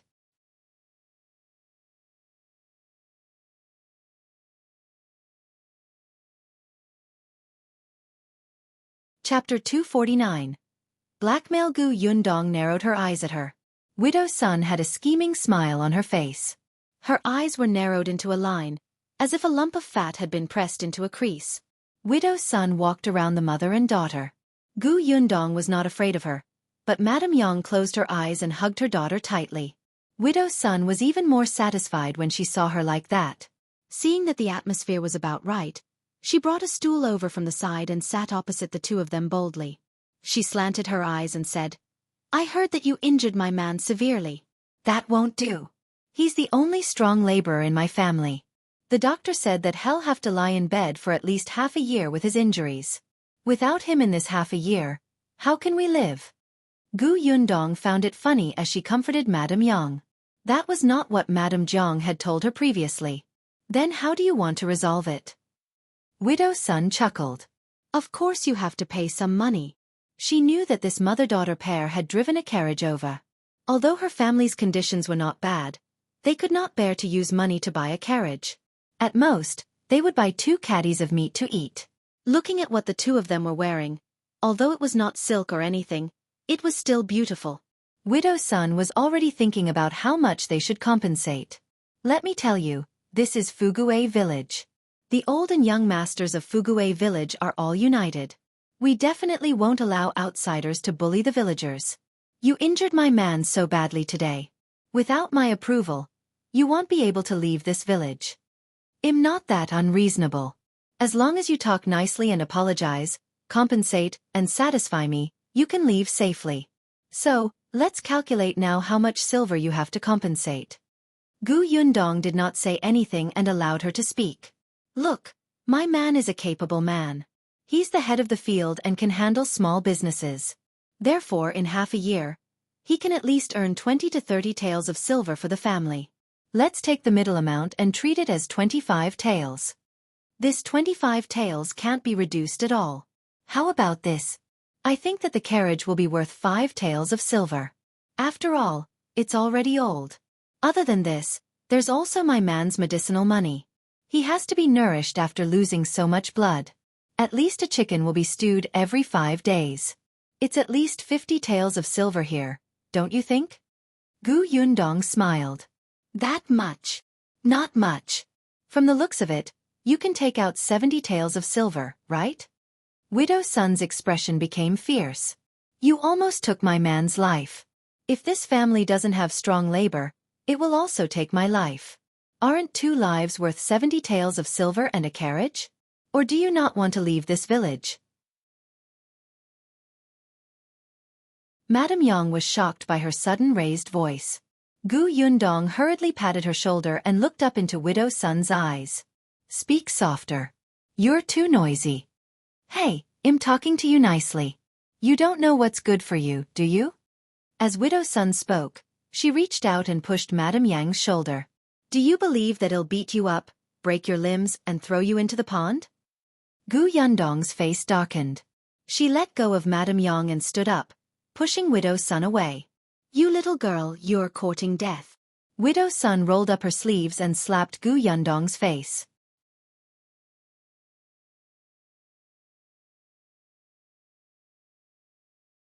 Chapter 250. Counter Blackmail. Gu Yundong kicked her knee. Widow Sun stumbled and fell to her knees. Gu Yundong took the opportunity to cover her mouth to prevent her from calling out to the person at the door. Then, she kicked her twice and placed a dagger on her neck. Widow Sun held her breath. She had wanted to grab Gu Yundong's hand but did not dare to move. The dagger was cold and sharp. If she had moved a little, her neck would have bled. At this moment, there was a knock on the door and Madame Zhong's voice. "Widow Sun, don't mess around. Come out and talk." "Auntie, we're fine. We'll go out in a while." Gu Yundong spoke first. She let go of Widow Sun's mouth and wiped her saliva on her clothes in disdain. She said to Widow Sun, who was about to say something, "Don't scream. If you scare me, my hands will tremble uncontrollably." Widow Sun wanted to nod, but she did not dare to. She could only say softly, "You don't be rash. Killing is illegal.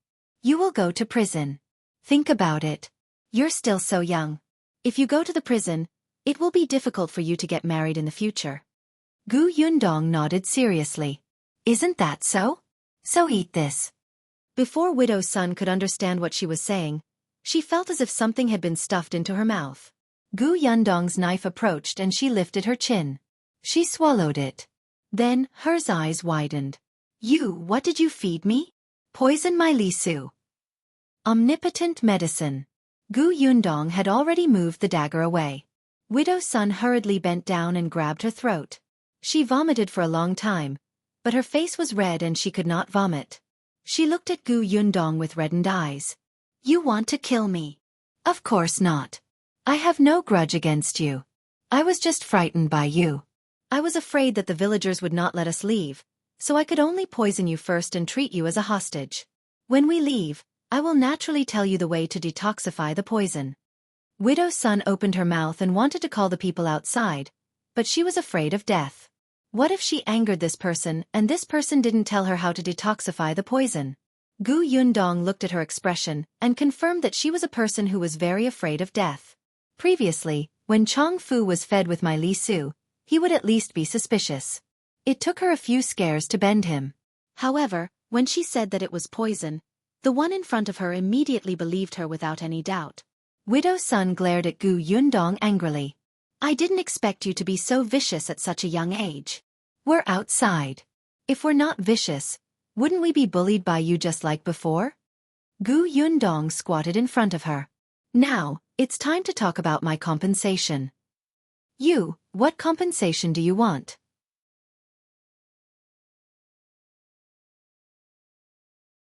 Look, we were supposed to leave early in the morning, but your man stopped us and delayed us. My time is very precious. You have to compensate me.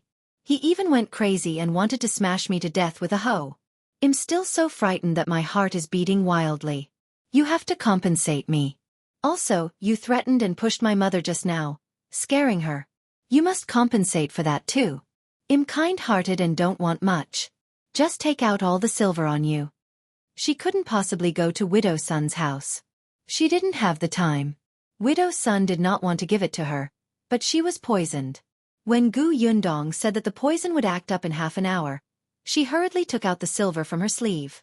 Gu Yundong frowned and looked at the 5 taels of silver in her hand. What else? No, that's all. I'll get it right away. 1.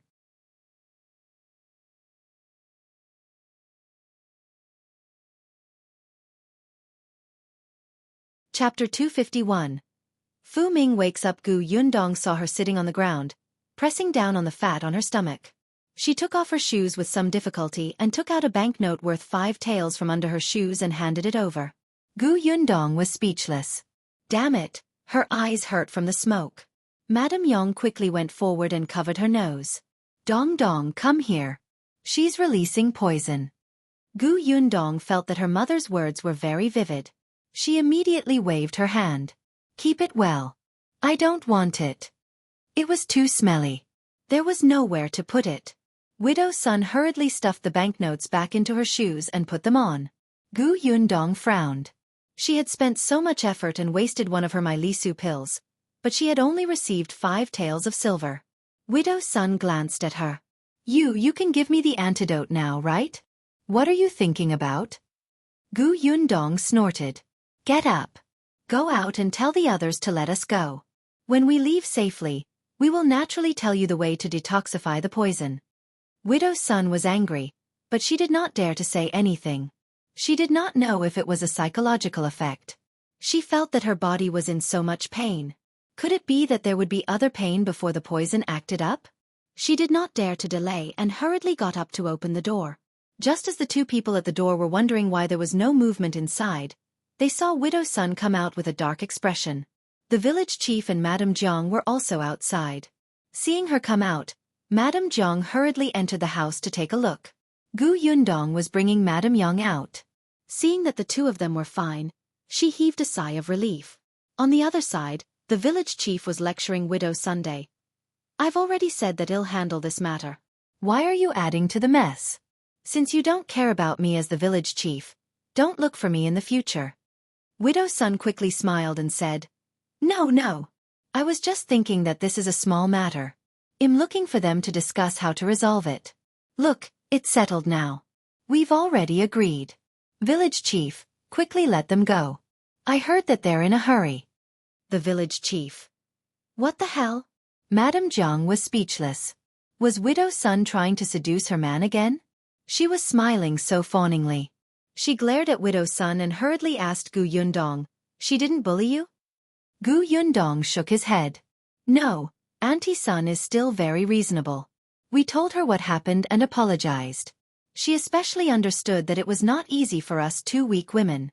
She knew that we have urgent matters to attend to, so she said that she would explain to you personally and not pursue the matter." Widow Sun could not help but tremble. Apologize? Weak women? This brat was too good at acting. Madame Zhong had a complicated expression. Was Widow Sun a reasonable person? Gu Yundong nodded affirmatively. That's right. It's already been half an hour. If we don't leave now, we won't be able to make it to the next town. Madame Zhong was puzzled. They had delayed more than half an hour, right? However, when Widow Sun heard that, she suddenly became anxious. That's right, that's right. Two women can't sleep in the wilderness.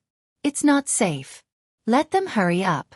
Otherwise, if the people outside know, they will think that our village is bullying them and won't let them go. The village chief felt like he had seen a ghost. Why did he feel like he didn't know Widow Sun? But Fu Ming isn't awake yet. As a victim, he couldn't possibly not know anything, right? As soon as he finished speaking, a villager shouted, "He's awake, he's awake. Fu Ming is awake. Village chief, go and take a look." You're tuning in to the Wisdom Diary YouTube channel. Don't forget to subscribe and join us on this journey to catch the most captivating stories.